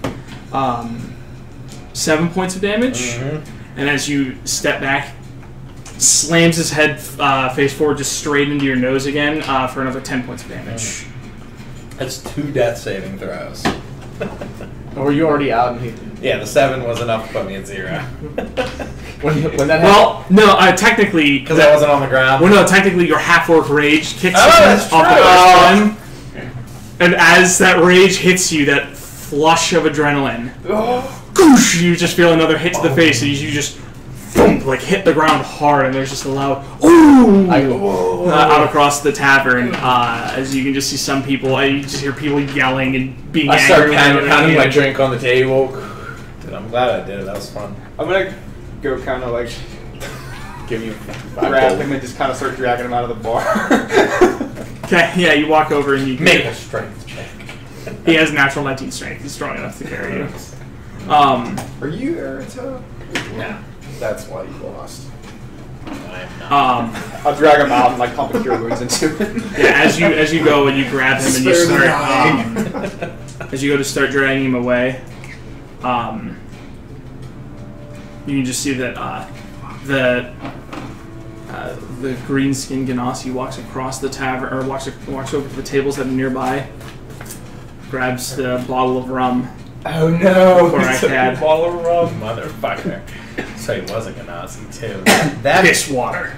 Oh, you bitch. Walks back over to the table where he was sitting. Probably prefers Wine. Zima. He probably likes wine. He's a wine guy. With that, you pump a cure wounds into Korak, wake him up. What'd I get? Oh, I rolled a 1, so you got 6. Awesome. You cast cure wounds and you come back to. Nose hurts a lot. It's okay, buddy. You gave him hell. I'll tell you what. Next time we're back around here, Falk. Falk's gonna die. Perhaps that's a bit far, but maybe. Yeah, you're right. He kind of beat my ass. Happens to the best. But for because of your good showmanship in the fight and actually giving him a decent run, like from what you kind of gather from talking to the other people, that most people don't make it past 1 or 2 rounds of punches with Vok. You guys, because of your good work, you were given lodge here because of this fight. Alright. It's Like all of us? yeah. Awesome. It's not great sleeping here. These are lodge rooms, community not community beds, but essentially just bunks for people that are on ships to just pile in and just sleep as many people as they possibly can in this tavern. You guys eventually find rest and awake early in the night to get ready to get Cullen to Before the we go ship. to bed, I'll send her a sending just to let her know what's going on. Yeah. And with that, we will go ahead and draw tonight to a close. No. What? Nothing. I saw it. Block the okay. Yeah. I got enough time to get there. For Wait till 11. I cast Blight on Vok, or whatever his name is. Oh man, I can't believe none of you jumped in and tried to cast them. Hey, I had money on Although that. historically, I've gotten caught for doing that before. yeah, I was gonna say historically that's been an issue. Thank you for anyone that tuned in. We really appreciate it. We stream every Wednesday. Every Wednesday at 6:20 Eastern. We hope you guys enjoyed it. Thanks, Jim. Follow us, look us up on social media. We love you, Jim. Give us feedback. Tell us you like it. Tell us you hate it. Do something if you want to. Social media is Roll Perspective on Twitter and Facebook. Give us a follow. We also will be uploading these videos to YouTube, youtube.com/perspective check. Yeah, subscribe so we can get a domain name.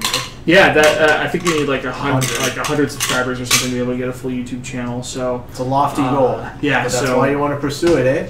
You have to pay for it. no, you don't have to pay for it. But anyways, thank you to everybody. We'll see you guys when it's Wednesday again. Thanks, guys. When it's Bye, Wednesday, my dudes. dude.